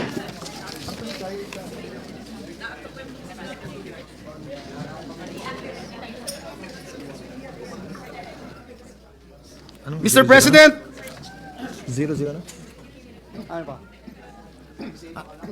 Before recognizing the majority floor leader, Chair would like to correct the case number it mentioned earlier. The record should reflect that the motion pertained to case number 003-2025. The correction is so ordered to be reflected into the records. Majority Leader? yes, Mr. President. Mr. President, at this juncture, I move that we adjourn the session until 3 o'clock in the afternoon of Monday, August 11, 2025. Before acting on the motion of the majority leader, Chair would like to take this opportunity to thank the members of the chamber, both majority and minority, for your presence, patience, forbearance, and magnanimity that we were able, in such a way that we were able to dispose and vote on this difficult matter of national interest in the most pleasant manner, form, shape, and size. Thank you very much. Is there any objection to the motion to adjourn? Hearing none, session is hereby adjourned until 3 o'clock in the afternoon of Monday, 11 August 2025. Thank you once again and good evening. Thank you, Mr. President.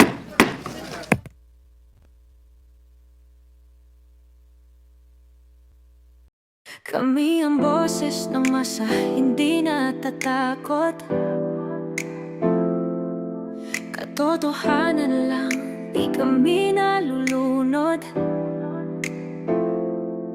Walang bahid ng sismis, lahat ay totoo. Kahit sino ka pa, pag mali ka babanatan ka. Walang pinipili kulay, wala kaming kinikilingan. Basta para sa bayan, kami lalaban. Pag tama palakpakan, pag mali banatan. Di matitinag, di matatakot, para sa bayan tuloy ang sigaw. Sa harap ng kamera, walang halong takot. Mga baluktot, lahat kayo'y tutumba. Ang hustisya at totoo, yun lang ang mahalaga. Kahit sinong harang, di kami matitinag. Walang pinipiling kulay, wala kaming kinikilingan. Basta para sa bayan, kami lalaban. Pag